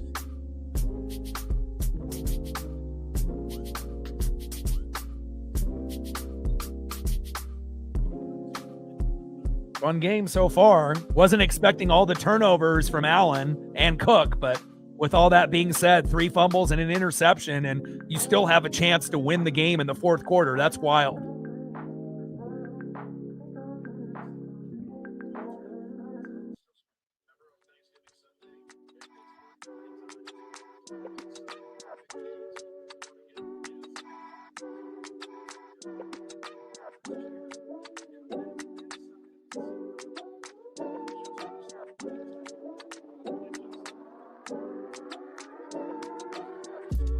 Like, sub, donate, comment, share. If you haven't smashed that like button yet, please do. Help us get to 100 likes, 100 on that dono train.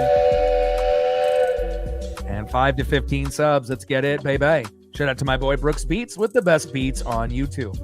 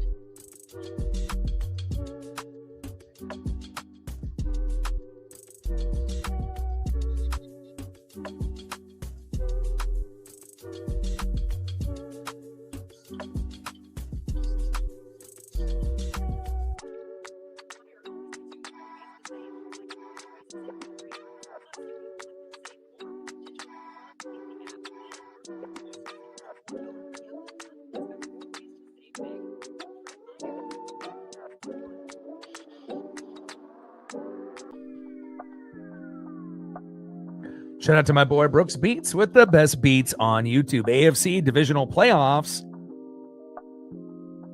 Broncos 23, Bills 17.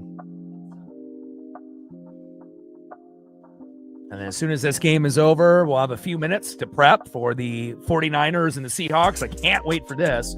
And then obviously tomorrow at noon, we got the Texans and the Patriots. And then the late game will be the Rams and the Bears. And then on Monday, we got the Natty between the Hurricanes and the Hoosiers. So pray for my voice. I got plenty of cough drops and whatnot. So might have to drink a little bit of tea at one point or another tomorrow. But as long as I got enough time with Paisley and I can manage, grinding it out like that, I'm definitely not opposed to it. And hopefully we have a spectacular finish here in this AFC divisional playoff matchup between the Buffalo Bills and the Denver Broncos. It's already been an amazing first 3 quarters. Pretty sloppy for Buffalo. You wouldn't expect them to be as sloppy as they have been today. Denver's defense overall is better. They have the best defense in the NFL with the Houston Texans. Buffalo is good in the secondary, but not so much in the run defense. But it hasn't really hurt them too bad at this point, considering they have 3 fumbles and a pick by Josh Allen. So, normally when you have that many turnovers, the game is out of reach. But anytime you have Josh Allen and James Cook III, it seems like you're always in the game Allen going short left to Khalil Shakir, rumbling all the way down to the Denver 16. Wow. First down and 10, 46-yard pass from Allen to Shakir. And that's why Allen is that guy. You know, again, he's the only guy that can end up coming back against elite defense. You know, whether it's the Broncos, the Patriots, the Texans, the Seahawks, or the Rams. You know, he's a very special player to be able to make mistakes, you know, and put it behind him and still be able to, you know, have his team be somewhat competitive late in the third and fourth quarter. Singleton with the tackle, but not after that big game. Cook off that right tackle for a 2-yard gain. Singleton with the coverage. Second down and 8 at the Denver 14. TJ in the building. What's good? But we're going to be very busy here in the next few days. So if you can come through and help with the duties, it would be greatly appreciated to watch the game as well.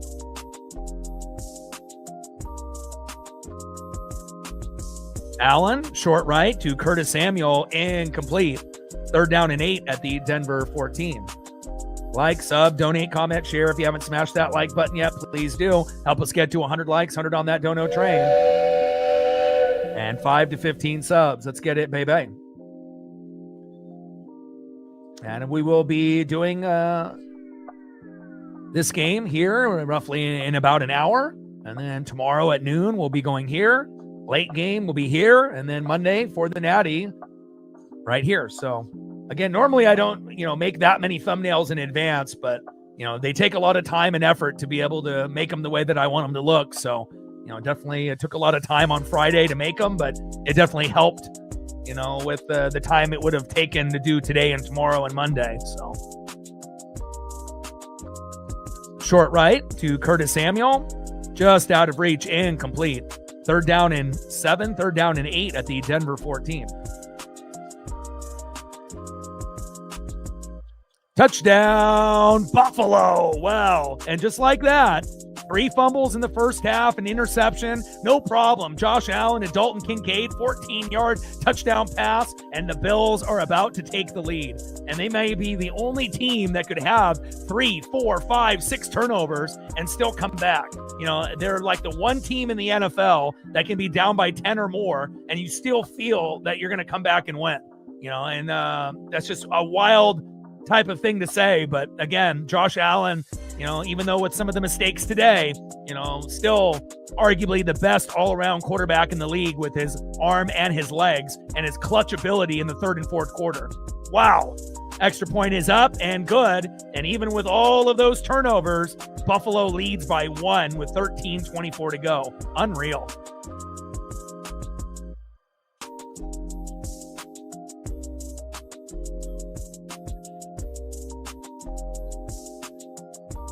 What a game.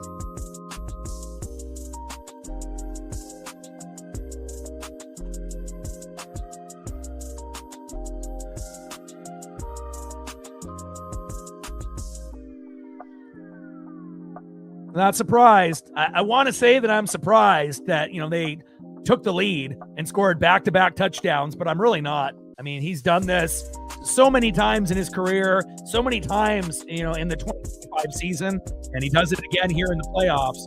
And again, if you're Denver, you're probably thinking to yourself, what else do we need to do to fucking win this game? And you might have to do something like this where Bo ends up running a touchdown in the fourth quarter, you know. But again, as long as Buffalo has time, if it comes to whoever has the ball last, and if it ends up being Buffalo, more times than not, they're going to end up winning the game with a field goal or a touchdown. So we'll see how this game progresses. But again, you know, all those turnovers by Buffalo in the first half, you know, you finally end up getting a pick, you know, on Bo in the second. And again, momentum has shifted 24-23 Buffalo.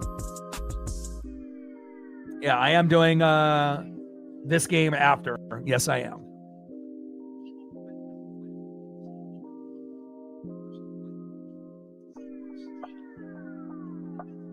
Yeah, I wouldn't miss the Seahawks and the you know, and the Niners. You know, if I was going to do only one game today, I would have chose that game. So, you know, I would have done the late game on both. I would have done the Rams and Bears tomorrow and then the Seahawks and Niners if I were just going to do one each. But I'm going to try to do 2 today, 2 tomorrow, and the Natty on Monday. So I know my voice will probably be questionable, but I feel that, I should be able to, hopefully pull through, and hopefully we can get, the proper support, from people, likes and subs and views and donos to make it worthwhile. 13:24 left in the fourth quarter, 24-23 Buffalo. Shout out to my boy Brooks Beats with the best beats on YouTube.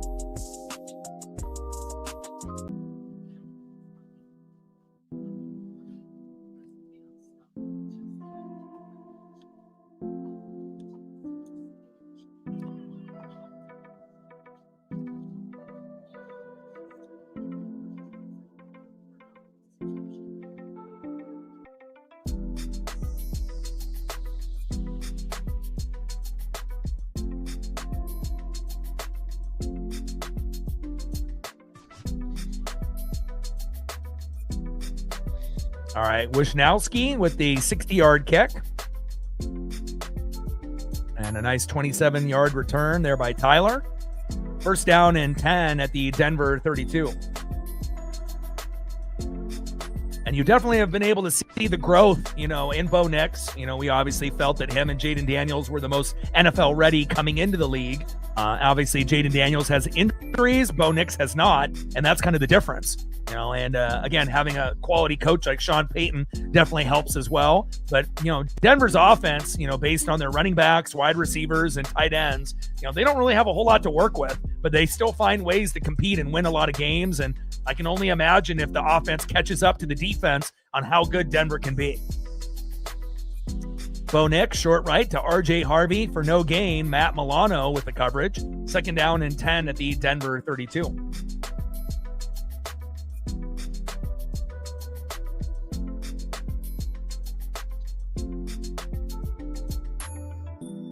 But it's been a fantastic game, even though all the turnovers there for Buffalo. But Denver, you have to stay confident in your abilities, and again, you're not going to be able just to run the football the rest of the way and think that's going to be good enough. You're going to have to be able to throw the football, and get some big first downs with Bo Nix's legs as well. Shotgun set, RJ Harvey off that right side for a 3-yard run. Third down and 7 at the Denver 35.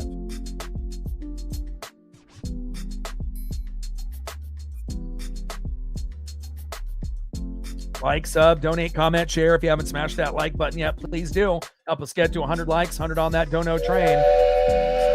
And 5 to 15 subs. Shout out to my boy Brooks Beats with the best beats on YouTube. And Nix going short left to Lil Jordan Humphrey, incomplete. Epinesa with the coverage. And that's going to be 4th down and 7 at the Denver 35. And Denver's going to have to punt. And again, this is something where we normally see Denver not play well in the first 3 quarters and then play great in the 4th. But now we're starting to kind of see the opposite, where they play amazing in the first 3 quarters. Are they going to have anything or enough in the 4th? And again, if they give up a touchdown here to Buffalo and they get 3 in a row, I'm not sure if Denver is going to be able to keep pace.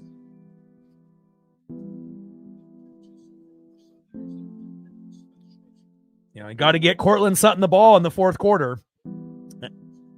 And Denver with the punt by Jeremy Crawshaw. And that's going to be a touchback. First down and 10 at the Buffalo 20. And obviously, if they get a touchdown and they make it 31-23, and then you put the pressure on the Broncos to not only get a touchdown with Bo Nix, but a 2-point conversion, that might be too much stress, to be able to handle in Bo Nix's sophomore year. We know he's very mature, obviously 14-3, number 1 seed like Seattle. But again, 8-1 at home. But again, it's not often that you go against a monster like Josh Allen. And again, they were already down, 23-10. Then it was 23-17. Now 24-23. Things can change very rapidly, in football. And momentum has shifted back and forth with both of these teams throughout the whole game. But Buffalo definitely having the momentum here in the second half.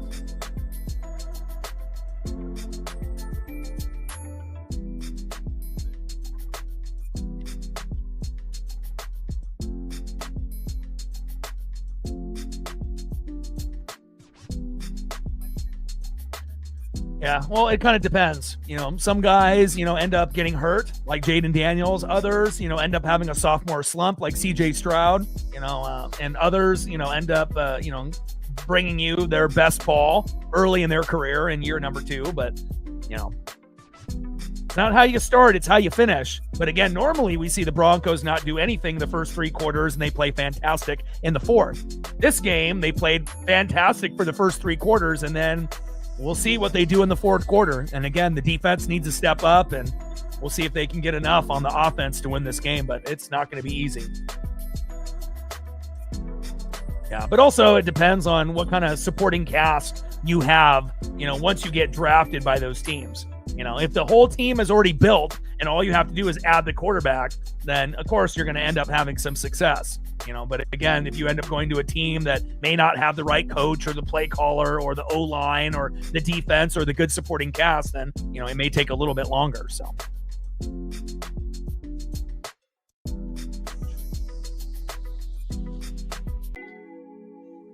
Yeah, but you can't really compare anyone to Peyton Manning. Peyton Manning is in a kind of a category of his own, so. 24-23 Buffalo, 11:50 left in the fourth quarter. Bills down by 13 with all of those turnovers, but again, have retaken the lead, and all the momentum, it feels, is on Josh Allen's shoulders. And again, if they run the football with Cook and, he doesn't have any more turnovers the rest of the way, this could end up being a big Buffalo victory.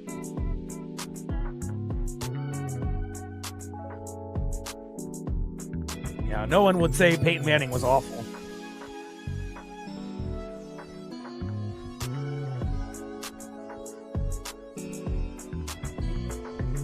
Especially if you can end up winning Super Bowls on multiple teams. So he started the trend, Brady decided to double up on that as well. And, it's nice to be able to see, certain Hall of Famers be able to show that they can do it even at the end of their careers.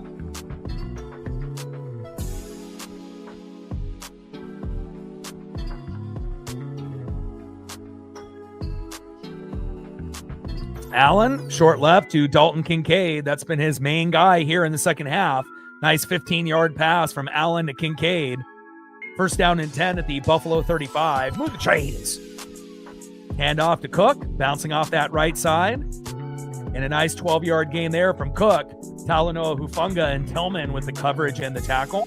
First down and 10 at the Buffalo 47. And even though this Denver defense is elite, they're getting kind of pushed around in the second half. And again, they were fantastic in the first half and the first part of the third quarter. But again, they, feel like they are on their heels a little bit here.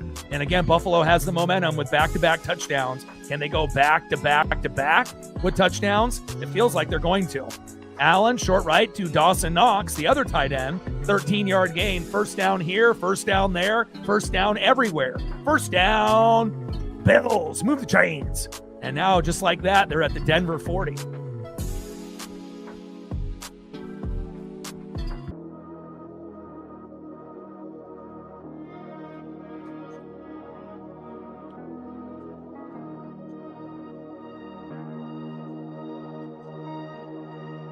And the more balance they can have with Cook and Allen, the better chance they have of winning this game.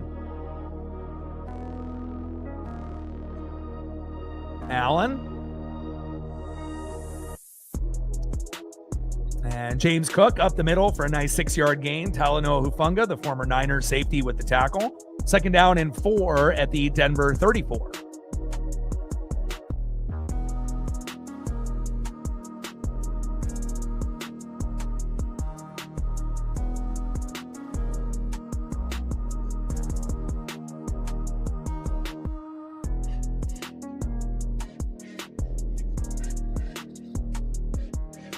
Hand off to Cook, bouncing off to that left side this time around. Nice 4-yard gain. First down, Buffalo. First down and 10 at the Denver 30. They have no answer for Cook or Allen here in the fourth quarter.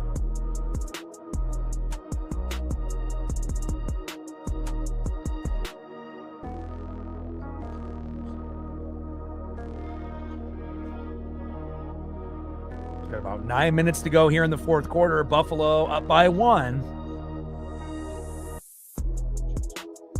Getting a touchdown on this drive would definitely put him in real good position to win this game. 10th game with 100-plus rushing yards, most in the NFL. James Cook III has been phenomenal.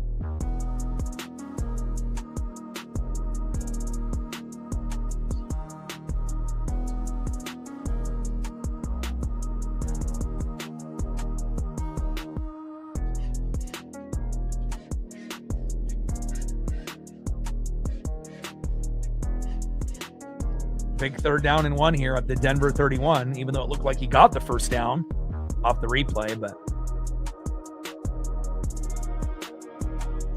Allen towards that right guard. First down, Buffalo. First down and 10 at the Denver 28.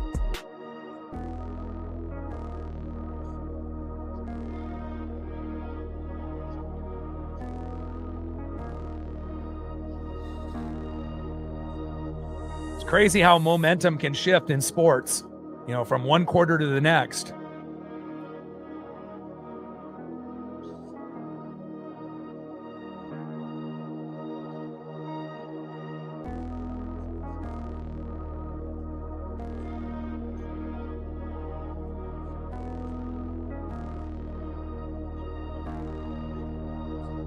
Shotgun set. Allen short right to Ray Davis. No gain. 2nd down and 10 at the Denver 28. Less than 8 minutes to go here in the 4th quarter. Buffalo up 24-23, even though they had 3 fumbles in the first half and a pick by Josh Allen, his first in the playoffs in a long time. But with all that being said and all of those turnovers, the Bills are still up by 1.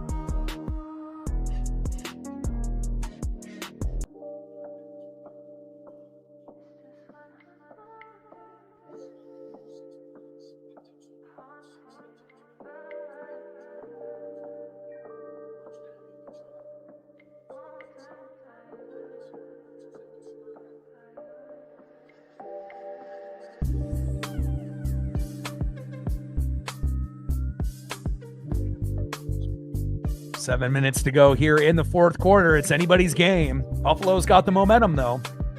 Shotgun set. Allen. Fumble. And it looks like Spencer Brown, the offensive tackle, ends up hopping on it. And P.J. Locke was injured on the play for Denver. Man, so many fumbles in this game. And it's not something that you typically see out of Allen or Cook. But again, Denver has definitely been very aggressive.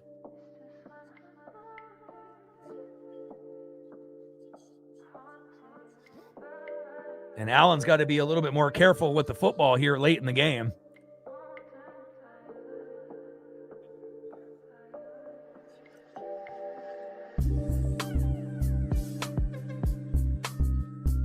So after the Bills fumble recovery, it's going to be 3rd down and 5 at the Denver 23.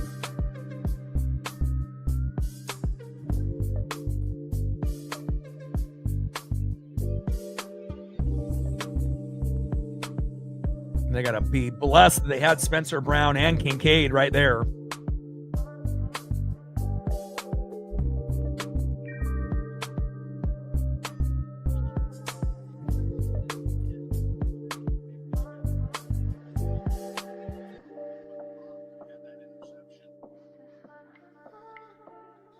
It's crazy. A Denver player actually had his hands on the ball and then couldn't actually rip it away. They're late.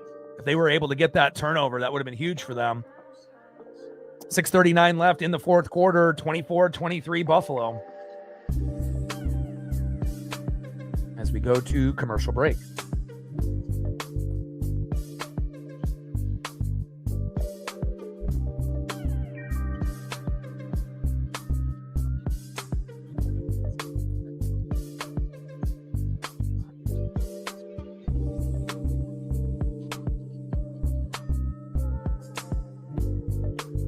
Tech in the building. What's good?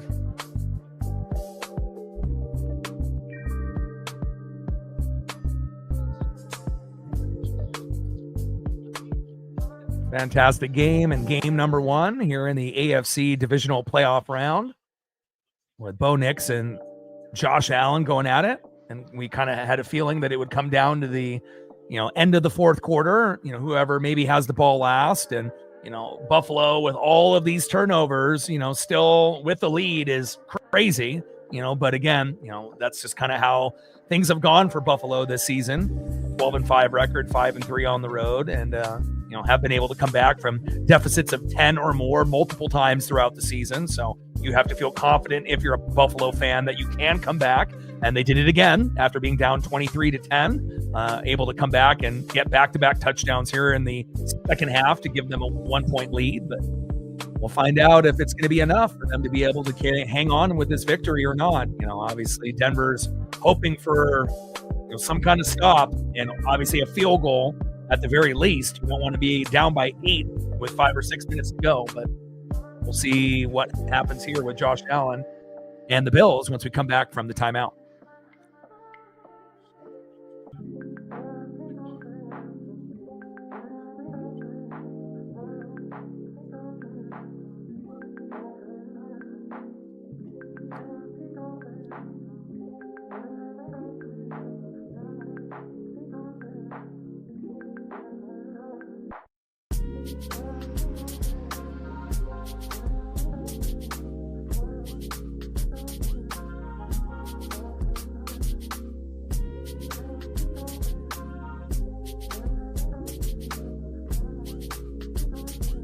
Shotgun set. Allen running to that right side. Big first down, 9-yard run there by Josh Allen. Devin Key, the safety, with the tackle.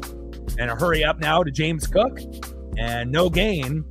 Second down and 10 at the Denver 14. Like, sub, donate, comment, share. If you haven't smashed that like button, please do. Help us get to 100 likes, 100 on that dono train. And 5 to 15 subs. Let's get it, baby.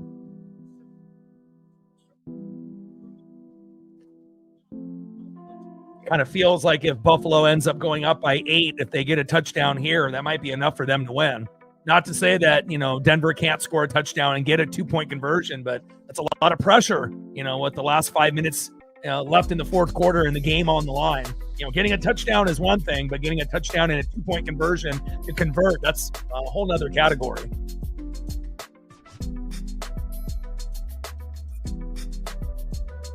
But if you hold Buffalo to a field goal and then you end up, being still in striking distance, down by 4, then you could still win the game.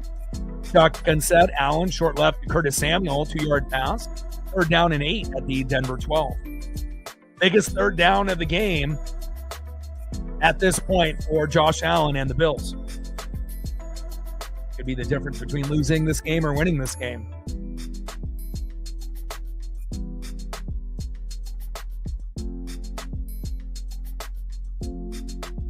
Really looking forward to the Niners and the Seahawks, Texans and Patriots tomorrow, and the Rams and the Bears, as well as the Natty on Monday, Miami and Indiana. All the games should be very fun and competitive. Big third down here. 4 minutes to go. Bills up by 1. Shotgun set. Allen, short right to Khalil Shakir, incomplete. Denver defense does their job. And now it's 4th down and 8 at the Denver 12. And again, field goal kicker should come out. And it should be 27-23 here momentarily. And obviously not giving up a touchdown will give Denver a chance to win this game on their last drive.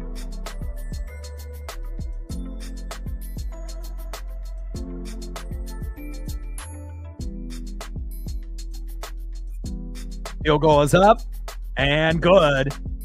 27-23 Buffalo. Nice job there by Matt Prater. And now the Broncos are still in position to win this game. Obviously, a field goal does them no good. Has to be a touchdown to get it to 30-27.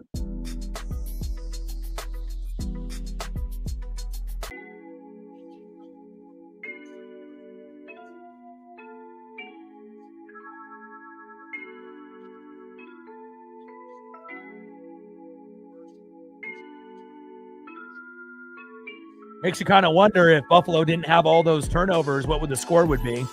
They would be up by 10 or more, you would assume.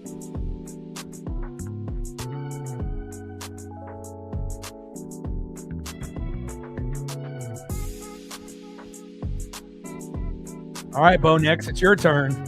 See what you can do. And this is, the position that you want to be able to be in, as a star in the NFL, and again, being able to show that you can do things that other quarterbacks may not be able to do. And, again, we know that he's in his sophomore season. He's been in the playoffs in back-to-back years.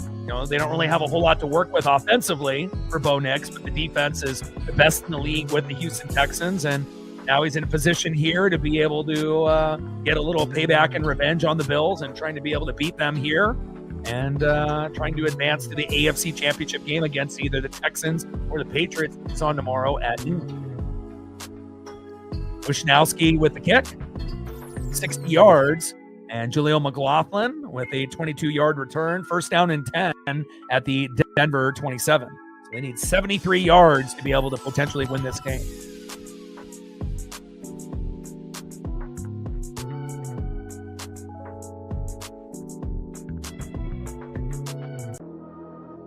Hopefully it comes down to whoever has the ball last in every game. But we will find out if that will be the case or not. Maybe every game would have that potential besides maybe the Rams and the Bears, you would think. But you never know. Next, short right to Cortland Sutton, finally getting a look there in the fourth quarter. First down, Broncos. Movie trains. First down and 10 at the Denver 38.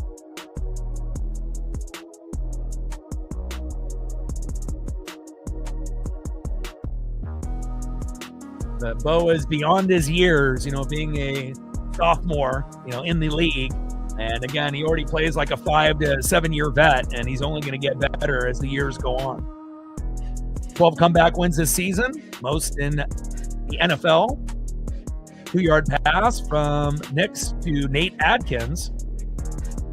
Second down and 8 at the Denver 40.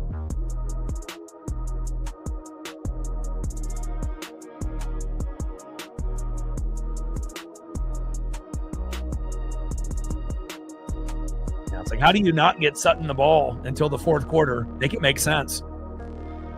Shotgun set, Nix going short left to Marvin Mims Jr., a loss of 2. That's not going to get the job done. Bishop with the coverage there for Buffalo. Third down and 11 at the Denver 37. About 3 minutes to go here in the fourth quarter. 27-23 Buffalo.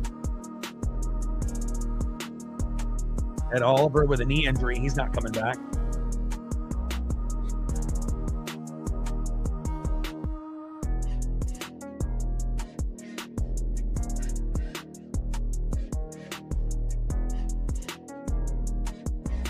Shotgun set. Nix going deep to Sutton. He's open. First down, Broncos. Wow, with the season on the line, a big clutch throw by Nix to Sutton. And that's going to be first down and 10 at the Buffalo 40. Wow, what guts, to be able to come up with a big play like that. And Forsyth was injured on the play.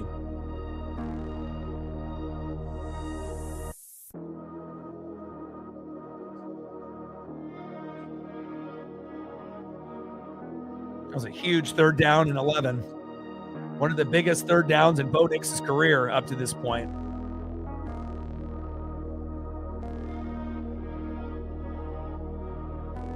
Big throw, big catch.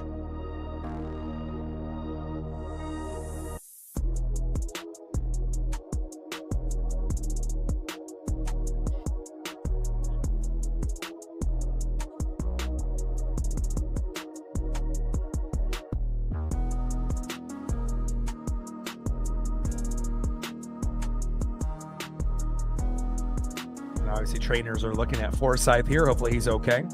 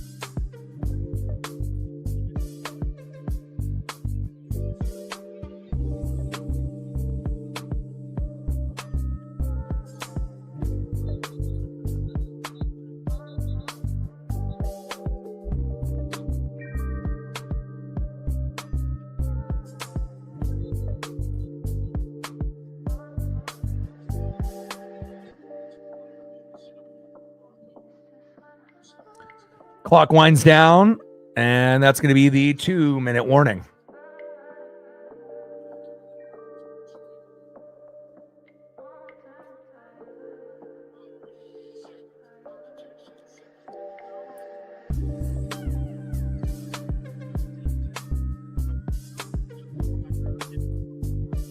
Yeah, he's starting to pump out quite a few from, obviously the ones that he did in 2025 and then some of the stuff that he's done already in 2026.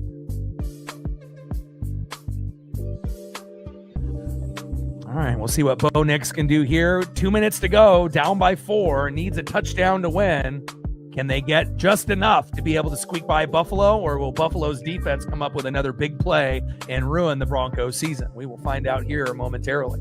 And then we're 34 minutes away from the Niners and the Hawks. And again, this game should end here in a few minutes, and it'll give me probably about 10 minutes of prep to be able to get everything locked and loaded for the next stream. And then we'll go out at that. And definitely looking forward to seeing what Sam Darnold will do with the oblique injury. Hopefully it won't hinder him too much, and should be a battle and a war between the Hawks and the Niners.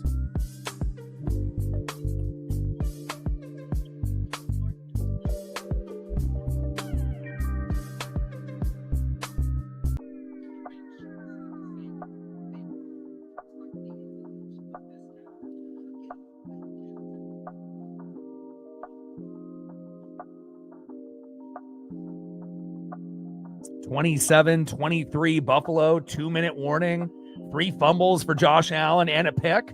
And with all that being said, they're still up by 4 points. But again, let's see if the Denver Broncos can come up with the, drive of a lifetime. And again, if you're a Bronco fan, you've seen John Elway, throughout his whole career, make big drives. And even though he ended up losing his first 3 Super Bowls, ended up winning the last 2 back-to-back. And again, it's not how you start, it's how you finish. Not only a game, but a career. And again, Nix is, wiser beyond his years, even though he's only a sophomore in this league. But again, does he have enough weaponry and the proper play calling with Sean Payton to find a way to be able to win this game at home with a 14-3 record, first seed with the bye? We'll find out here momentarily. Shotgun set. Nix going deep and complete. 2nd down and 10 at the Buffalo 38.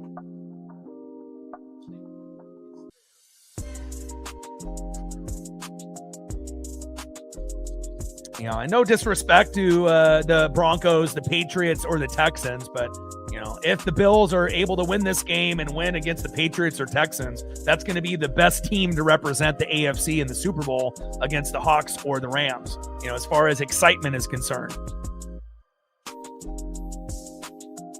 Good pressure there on Nix, and he just has to throw it away on 1st down. 2nd down and 10 at the Buffalo 38. Minute 54 left here in the 4th quarter. Shotgun set. Nix short right to Cortland Sutton, one of his favorite targets here in the 4th. 6-yard pass. 3rd down and 4 at the Buffalo 32.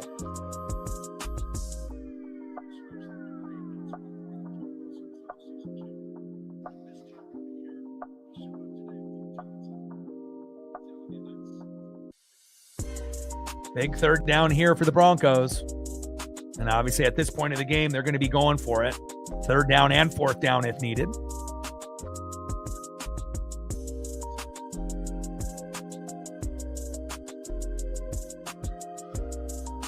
Shotgun set. Nix scrambling to that right side, getting a big 1st down. 1st down, Broncos. The Oregon Duck product doing nice things with the legs. And like I mentioned at the beginning of the broadcast, he may need to be able to use his legs to win the game for the Broncos by getting some extended 1st downs or maybe even running in, the end zone for the game-winning touchdown possibly, if they can get to that point. Timeout, Denver. 1st down and 10 at the Buffalo 26 with 1:01 left, and it feels like they're going to have a chance. Whose squad is going to be able to come up big? Is it going to be the Buffalo defense, or is it going to be Bo Nix and that Denver offense? We'll have to wait and find out.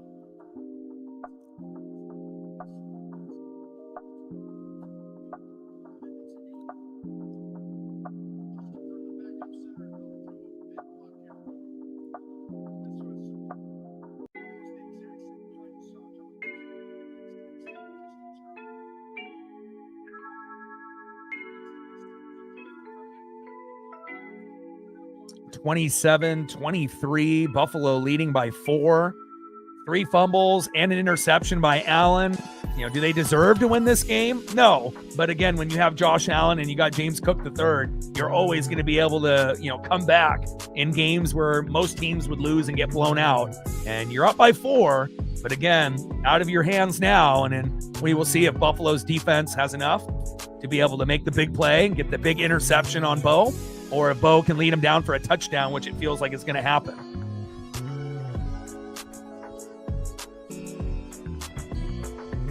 Next, going deep to Mims. Touchdown, Broncos. Mims injured on the play, but not after the touchdown. 29-27. You might have given Josh Allen too much time, though. Wow. And Mims hurts his back there late, but does come up with the big catch. 29-27. Extra point is incoming. What a clutch play by Bo Nix to Marvin Mims Jr. And again, another option injured for Denver. But again, if you give Josh Allen a minute, that's a lifetime. So they definitely can tie this up and have it go to OT or drive it down the field for a game-winning touchdown. Yeah, hit his back there on the camera. Not ideal.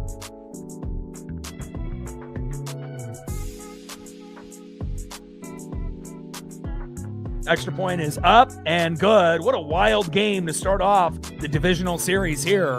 Broncos now up 30-27, but again, you left Josh Allen a little bit too much time. And again, when you leave a guy too much time like that, sometimes that'll end up turning into, matching a field goal to get it to 30-30, or, getting that big touchdown to win this game 34-30.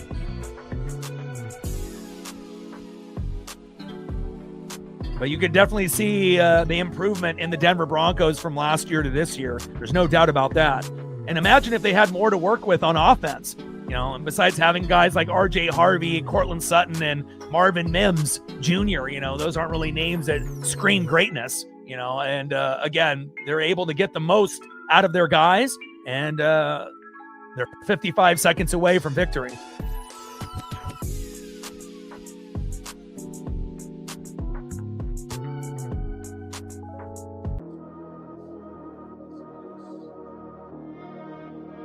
Three timeouts for Buffalo and 55 seconds.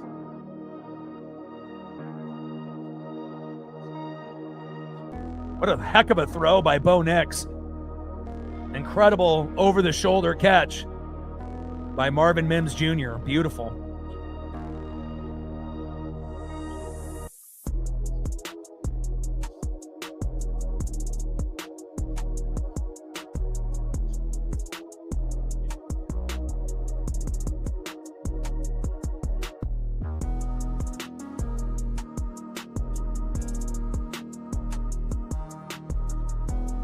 We started the wild card weekend with the first 4 games being really, really close, coming down to like the last play or whoever has the ball last. And then some of those games at the end didn't really live up, to the first 4. But, we might end up having a magnificent weekend with these 4 games. I assume 3 out of 4 could end up being, whoever has the ball last type of scenario, besides maybe the Bears and the Rams. But, you never know what, Bear team will show up in that game. Lutz kick, 60 yards. McCole Hardman Jr. with a 22-yard return. First down and 10 at the Buffalo 27. Josh Allen needs 73 yards and 55 seconds to win this game, or to get a field goal to tie to go to OT.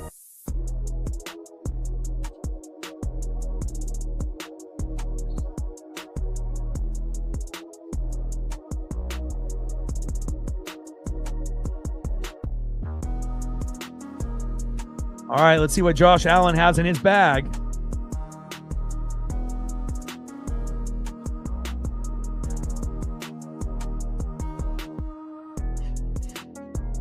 Yeah, but also, I got to do the Niners and the Seahawks. I was hoping to get a little bit of a breather and whatnot instead of working like 8 hours straight, but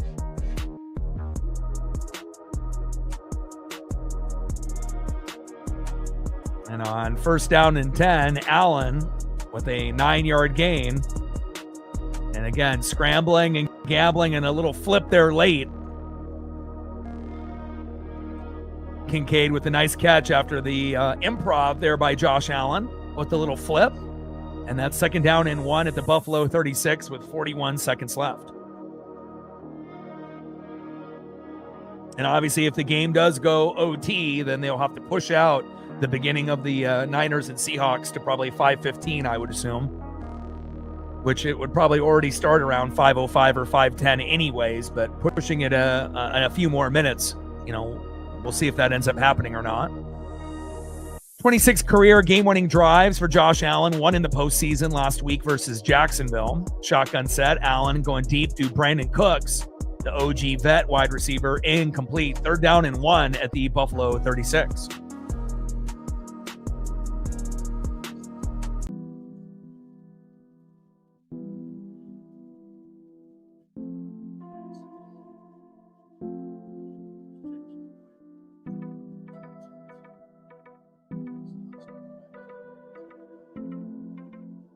(30-27), Denver up by 3 with 41 seconds to go.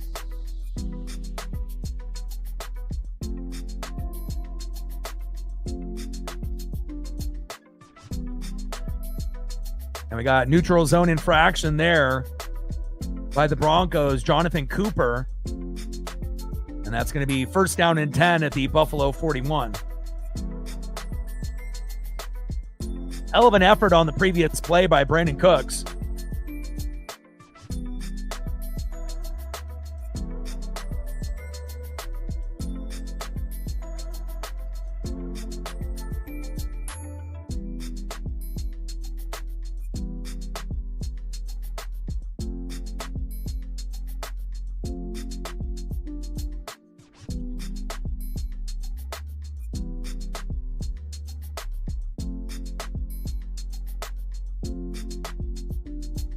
Shotgun set, Allen going deep to Keon Coleman, incomplete. 2nd down and 10 at the Buffalo 41.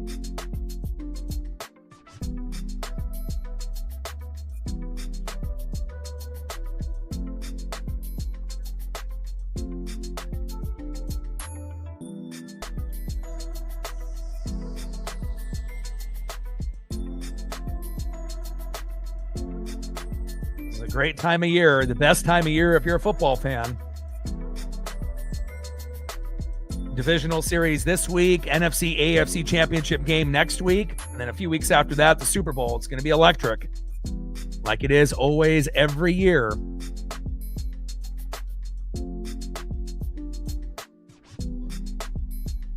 Very risky throw to Keon Coleman on 1st down and 10 in double coverage.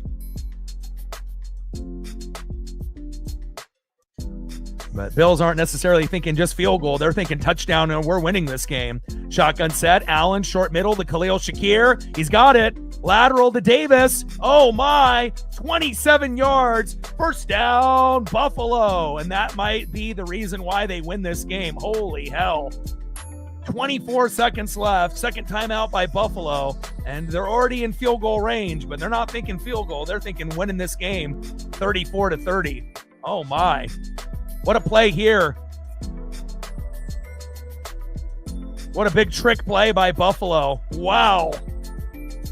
The hook and ladder, you couldn't have timed it better, if you're the Buffalo Bills. Fantastic play call. They had no answer for that. They didn't even realize what happened until it was too late. Beautiful play call.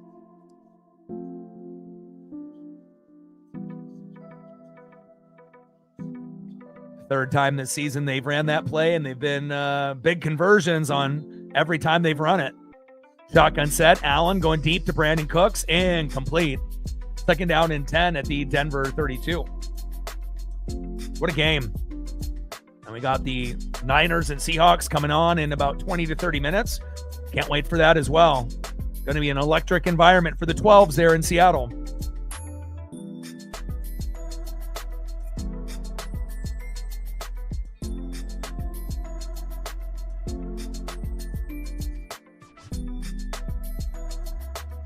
It's going to be a heartbreaker for whatever team loses this game. Let me tell you. Shotgun set. Allen, short middle to Khalil Shakir. Incomplete. Third down and 10 at the Denver 32.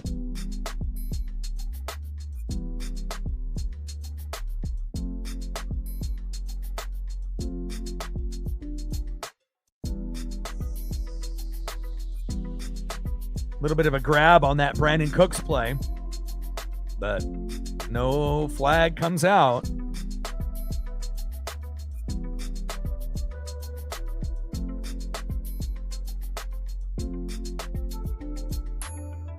$16 seconds left here in the fourth quarter, 30-27. And Allen going deep to Dawson Knox, incomplete. Fourth down and 10 at the Denver 32, and this is going to be a 50-yarder. So we'll find out if we're going to have overtime or not here.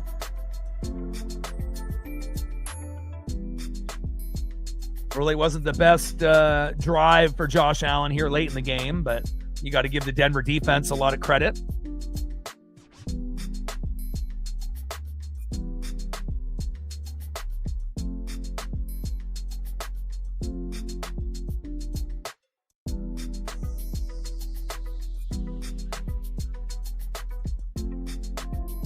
And Denver timeout, trying to ice the kicker. 10 seconds left in the game. Broncos up by 3. And again, Denver is more of the deserving team that wins, considering all the turnovers that Buffalo has had. But we'll find out if Buffalo's luck runs out here or if they're able to kick this field goal and go into OT. And if you go to OT, anything is possible.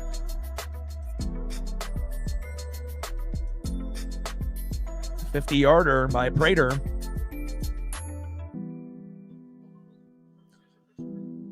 Two for 2 today, 18 for 20 in the postseason.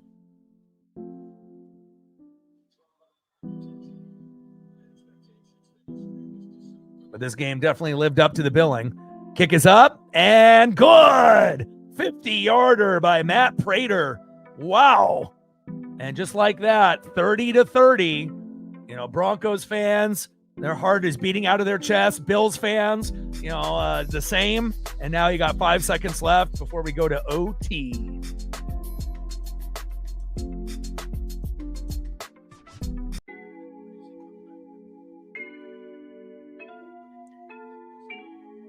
What a game.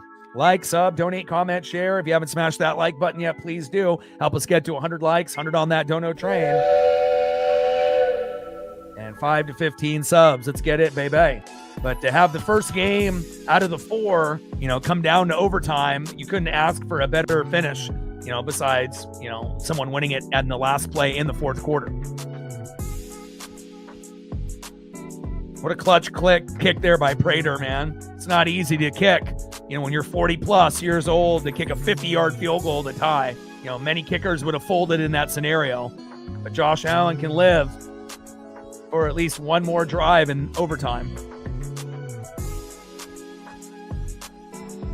And then depending on how long this goes, then obviously they'll push out, I assume, the Niners and Seahawks start time, because I'm going to need a couple minutes to prep to get all the tag words and to get that stream created. So, but I assume hopefully we'll push off kickoff to like 5:15, 5:20 for the Niners and Hawks, and that'll be the next stream that we do here on the channel.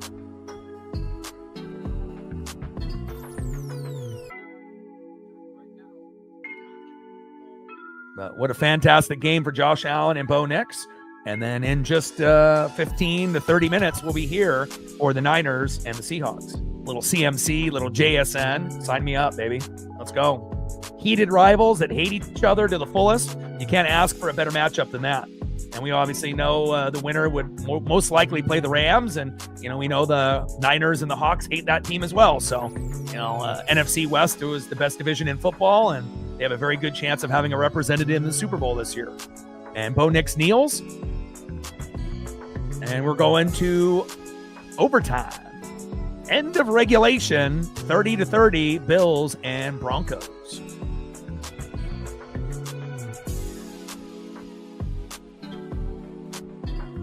Hell of a game. Denver obviously more deserving of winning since they played the cleaner game, but, sometimes when you have a shitload of turnovers, but your quarterback is Josh Allen and your running back is James Cook III, sometimes that's enough to kind of, creep around and hang around, so to speak. We'll see if they end up winning this game. Obviously, if the Bills win, it would be a huge comeback, but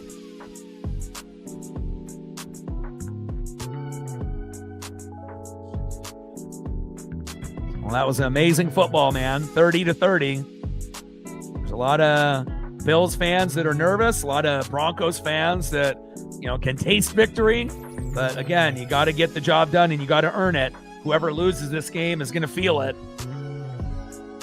Both teams will have an opportunity to possess the ball. If the score is tied after each team's first possession, next score will win the game. 3 timeouts per team, just like in the first 4 quarters. No coaches' challenges, and all reviews are initiated by the replay official. Safety on the first possession wins the game.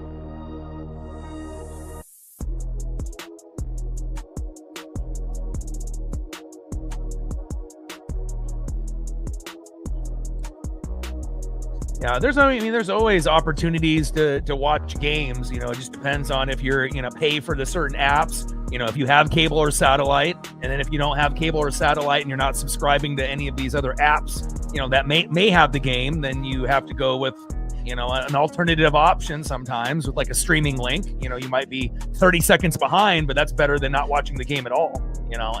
So yeah, everyone's going to have different kind of challenges. And obviously, as you've seen, they're starting to push more and more games on, different, networks and different apps and whatnot. So, for you to be able to literally watch every game, you have to have so many apps and have to spend so much money if you want to be able to watch live and whatnot, which is a little unfortunate that, the greed has gotten to that point and whatnot, because everyone thought, these apps are going to be cheaper than just having cable or satellite. But in reality, it ends up being just as much, if not more, depending on what apps that you have to pay for. Like on my end with T-Mobile, I get Netflix and Hulu for free. I get Apple TV Plus for free, but then they just raised the prices. So I think I pay $3 a month for that.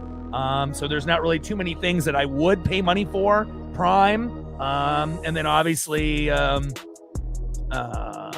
Paramount Plus is pretty good. They had a little trial for 2 months, that, for $3, is worth it, but, not probably worth it to me if I have to pay 10 or 15 a month. And then obviously with the Mariners, if it ends up going through MLB Network and you have T-Mobile, you have a chance possibly to get the Mariners for free just by having T-Mobile. So, the details haven't been released just yet, but since Root Sports no longer exists, it's going to be through MLB.com, and it'll be, something called like Mariners Baseball. You just click on it, and then obviously if you don't have T-Mobile, you might have to pay 10 or 20 a month to watch games. If not, then if you have T-Mobile, you might be able to get it for free if it's included in the plan, which I'm hoping for.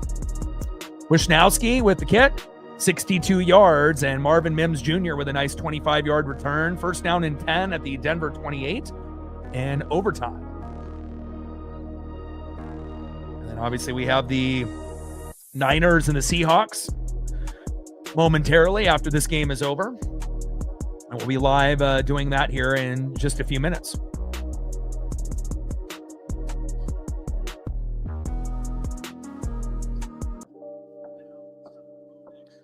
Like, sub, donate, comment, share. If you haven't smashed that like button yet, please do. Help us get to 100 likes, 100 on that dono train.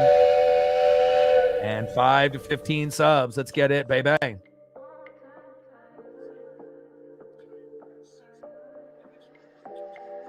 Sounds like you don't have any cable, satellite, or anything else, though, right?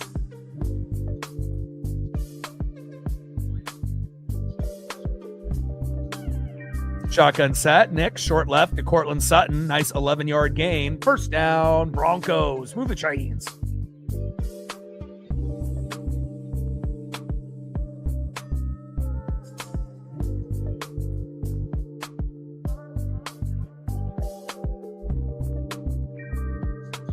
I mean, the number of apps and the number of, ABC, ESPN, CBS, Fox, NBC, and then Netflix, and then, pretty soon, what are we going to see? Things on Hulu and Disney Plus. I mean, pretty much every app that's out there at some point, you would assume, is going to have something on there for basketball, baseball, football, hockey, NASCAR. The NBA shifted to Prime, so they're on NBC and Prime as their main networks with ESPN. TNT obviously not a part of it anymore, and it's just kind of going in that direction. Shotgun set. Nick, short left to Cortland Sutton, incomplete.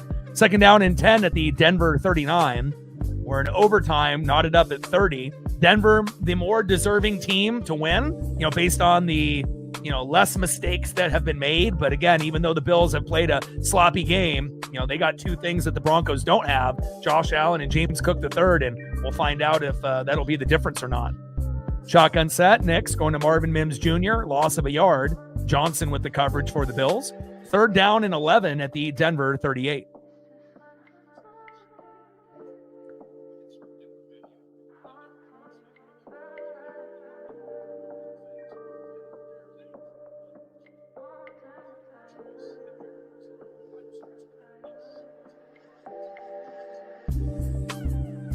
Shotgun set. Nick's going deep to Cortland Sutton. Incomplete. Great defense there by Buffalo. The drive stalls in overtime here for Bo Nix, and that's going to be fourth down and 11 at the Denver 38, and they will punt.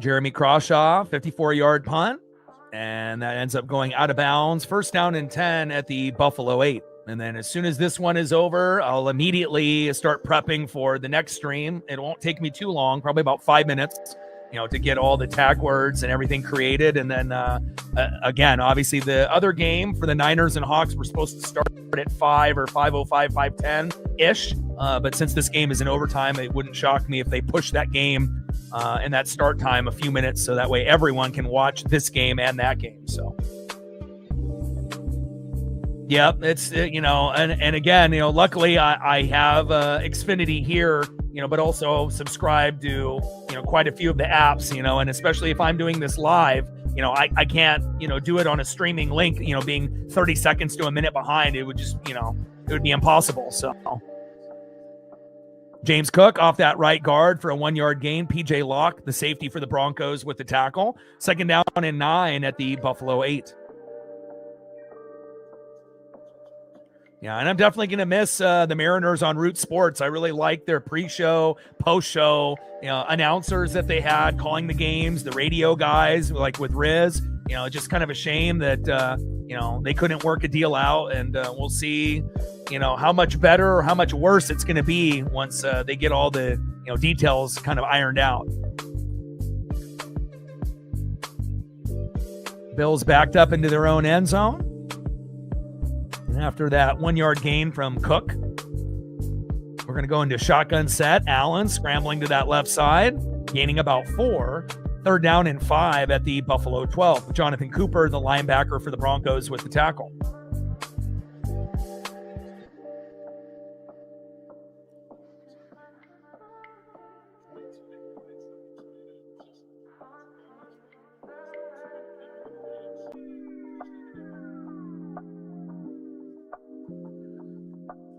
Big 3rd down and 5 here for Josh Allen and the Bills.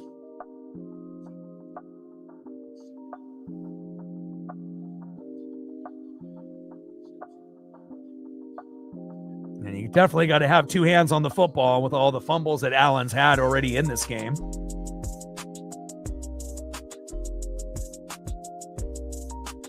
Shotgun set. Allen, short left to Dalton Kincaid. Caught. 1st down, Buffalo. Move the chains.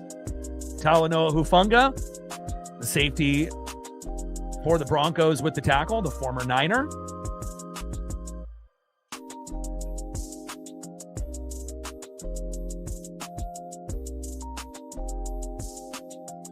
What a game. Great way to start off the playoffs in the divisional series, just like the Rams and the Panthers in the wild card round. That kind of set the tone on how the weekend was going to be. And again, we could end up having 3 out of the 4 games very, very close, besides maybe the Rams and the Bears. I think we assume that the Rams will eventually pull away from Chicago and win that game, potentially by 10 or more, but you never know. 1st down and 10 at the Buffalo 25. Cook up the middle, gaining about 3 yards there. Ellis and Roach with the tackle. 2nd down and 7 at the Buffalo 28.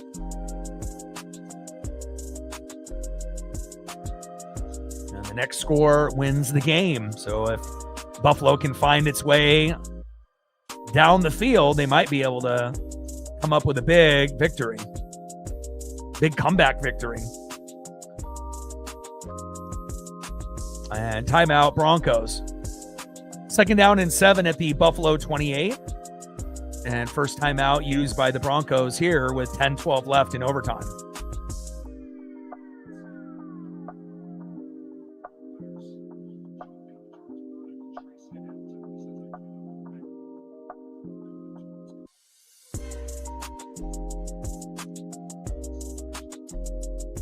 All right, looks like the Niners-Seahawks game has been pushed out. So I believe it's going to start at 5:20. So you got 22 minutes to go from now, so that's good. So it'll give me a little bit of time to get going here. Yeah, I took 2 walks early today, early at 7, 8 in the morning and at 11 in the morning. And I've been giving her some snacks through the process. Obviously, it's not common for me to work 8 hours straight, and have no break in between. But, usually I like to be able to do a stream for, 3.5 hours, hopefully have an hour or 2 break and then do another game. But unfortunately, the way these games line up, I'm going to have to go from one game to the next. And, we'll see where it goes. Yeah, I just went to Fox and looked, and they're going to push the start time to 5:20. So we should be good. I mean, even if this game continues to go for a little bit, so.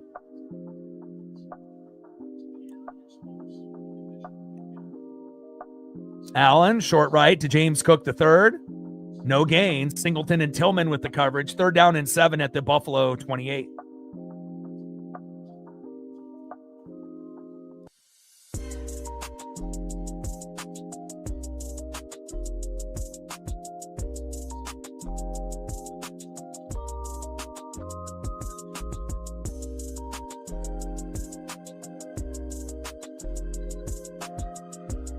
About 9 minutes to go here in overtime, 30-30, Bills and Broncos. Next score wins. Broncos didn't get anything on their first drive, and we'll see if Buffalo can keep it moving. Allen, short right to Ray Davis.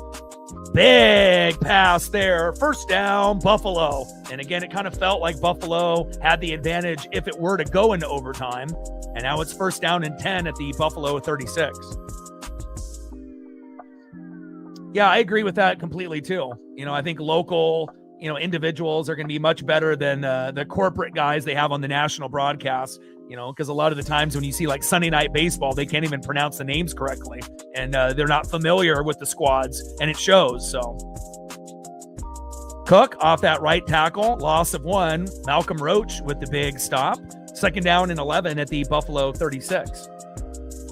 And we will be doing the Niners and the Seahawks, which will be kickoff at 5:20. It's 5 o'clock right now, Pacific time. So there's a good chance this game will be over in the next 10 minutes.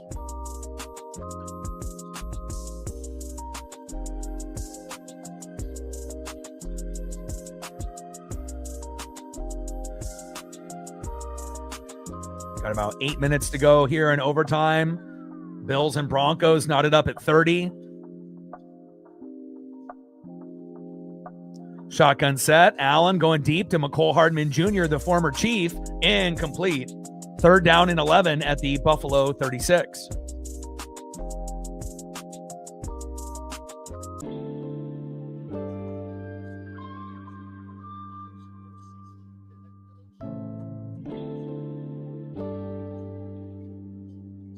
And hopefully I'll have enough energy to do both games tomorrow, considering I already made the thumbnails for both. Texans and Patriots at noon, and then at 3:30, no break again, but, should be a fun weekend. And then we got the Natty on Monday with Miami and Indiana. So it's going to be a lot of fun here this weekend.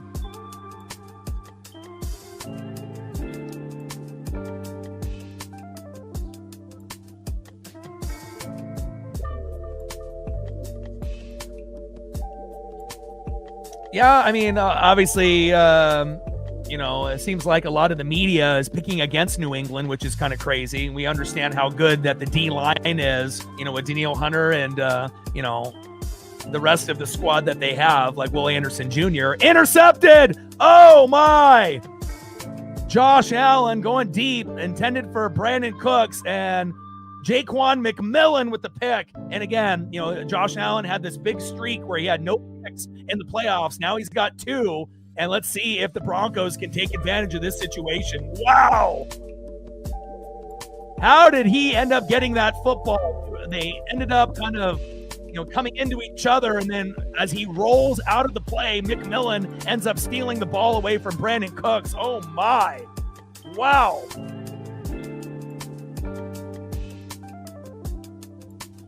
I mean, if you get past the Texans, it's not going to be easy against the Bills or the Broncos, for New England. It's going to definitely be a battle, to be able to get to that point.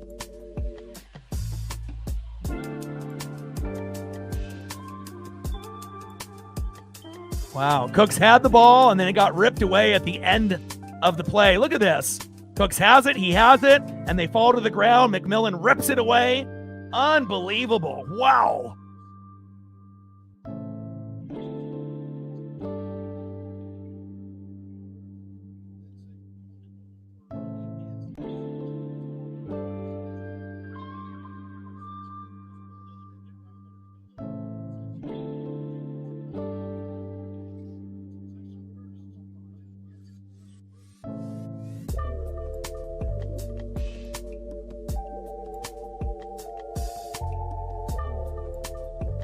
Wow.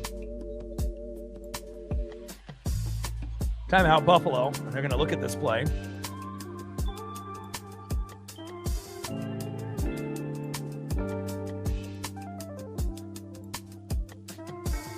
No, but again, it kind of felt like the AFC games were going to be more competitive. Bills, Broncos could be either team. Texans, Patriots could be either way. Both teams are playing really good ball at this point. And really, it felt like, okay, Seahawks are going to beat the Niners, but now Darnold's got the oblique. And then obviously you assume the Rams will beat the Bears, just based on the depth that they have. So it feels like it's more up for grabs for the AFC teams rather than NFC. But again, you still got to earn it. Shotgun set, Nick, short right to Mims. And that's going to be a 3-yard game. Thompson and Bosa with the coverage. Second down and 7 at the Denver 23. And after coming up with that big play, it feels like Denver has recaptured the momentum, and we'll see if they can end up marching down the field and, kicking a field goal for the victory.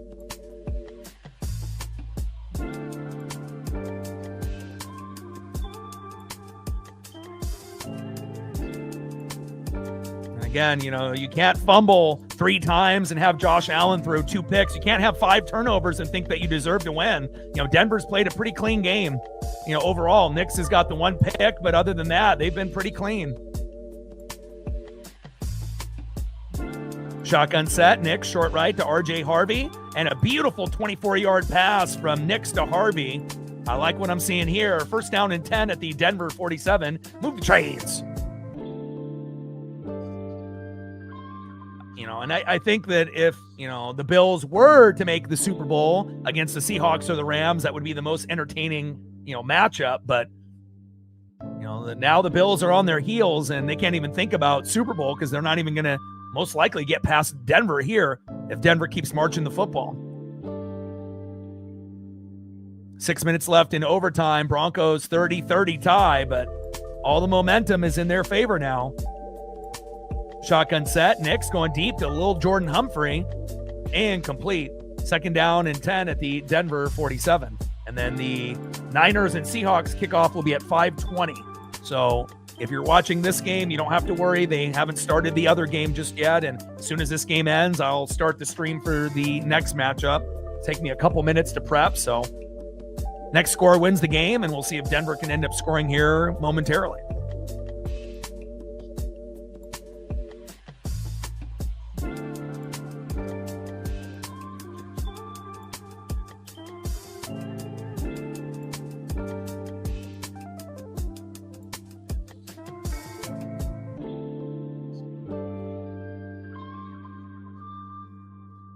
Timeout, Buffalo. Second down and 10 with 6:09 left in OT. 30-30, Bills and Broncos.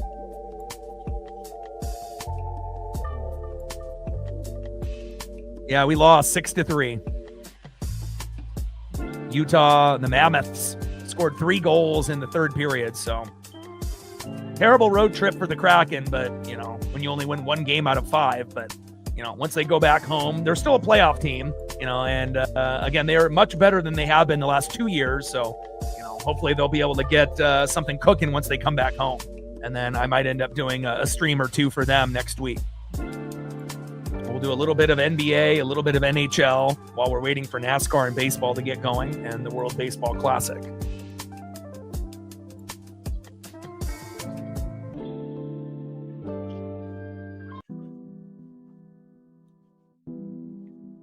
Like, sub, donate, comment, share. If you haven't smashed that like button yet, please do. Help us get to 100 likes, 100 on that dono train.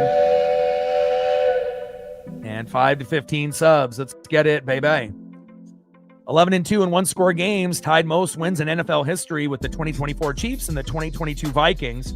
And Nix is doing this as a sophomore, second year in the league with not a whole lot to work with in his rookie year or his sophomore season. The offense is very thin. You got Cortland Sutton, you got RJ Harvey, you got Marvin Mims Jr., and that's not really saying a whole lot. And again, they maximize every player. And they've definitely played a clean game, and they got the better defense than Buffalo. Best defense in the league besides the Houston Texans. Texans got the best D-line, but Denver may have the overall best defense. They're right there with Houston. And we got a flag coming at.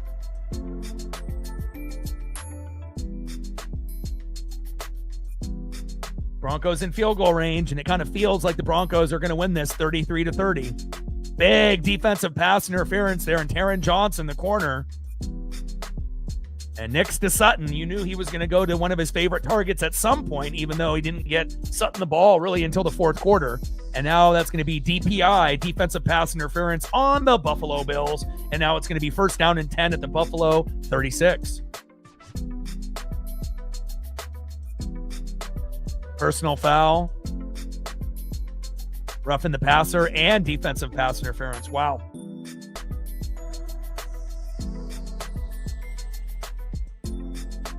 Well, there was 2 penalties, so I don't think it was a shitty call.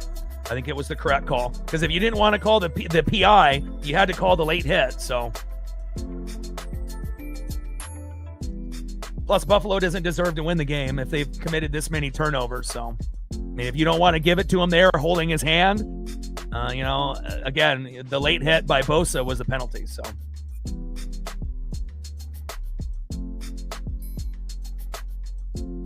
So even if they would have picked up the flag on DPI, it was a late hit by Bosa. So either way, you can't really bitch and moan.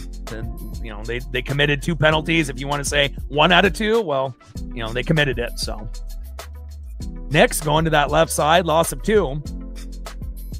2nd and 12 at the Buffalo 38.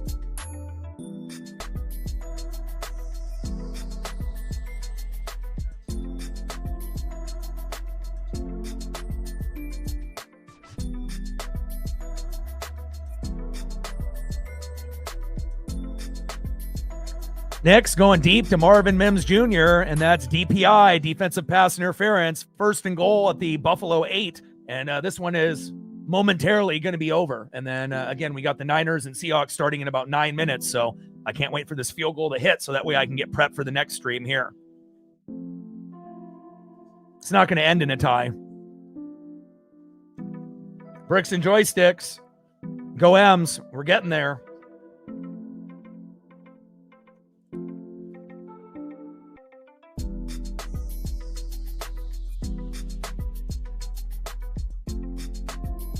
Yeah. Well, we obviously know a lot of people that bet are delusional, so always making excuses, you know, when they don't win money. I mean, if it was easy to win money, everyone would do it.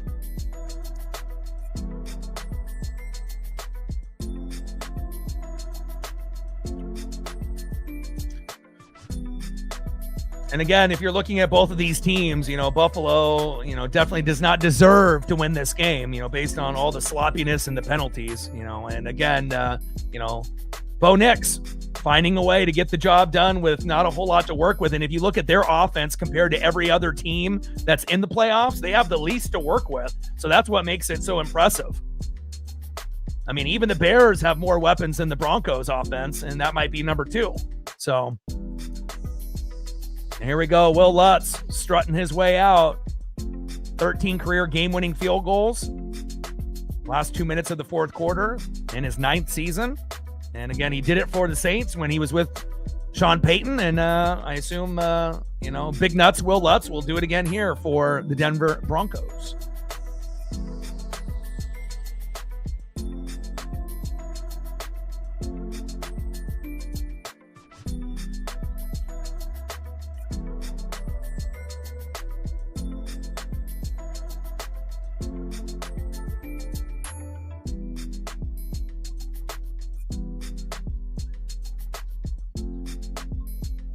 (30-30), and the winning kick potentially will be happening here by Lutz in just a moment. And then as soon as that happens, I'll end the stream, and I got to get prepped for the next one for the Niners and the Seahawks, where kickoff will be in about 7 minutes. So it might give me just enough time to get going right at kickoff.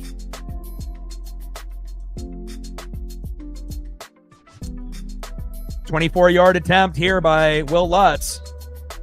And obviously Buffalo with the timeout, trying to stretch this game out and trying to ice the kicker.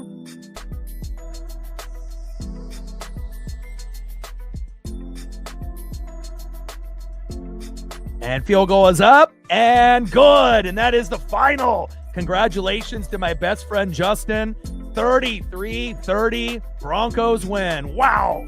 Incredible victory for them. And again, we got a great one coming up here momentarily between the Niners and the Seahawks. So I got to sign off, and I'll be right back on in about 5 minutes. But congratulations to the Denver Broncos. Huge win. And obviously they played the cleaner game. They were the more deserving team. Josh Allen and the Bills fan base, your season ends. But again, what a fantastic game to start off the divisional playoffs. Love you guys, and I appreciate you guys very much. Final score, Broncos 33, Bills 30 in OT, and I'll be live in about 5 minutes for the Niners and the Seahawks. And I got one question for you. Who you know talks sports like us? Your boy Ryan, Northwest Sports Fanatics, and I'm out. Gang.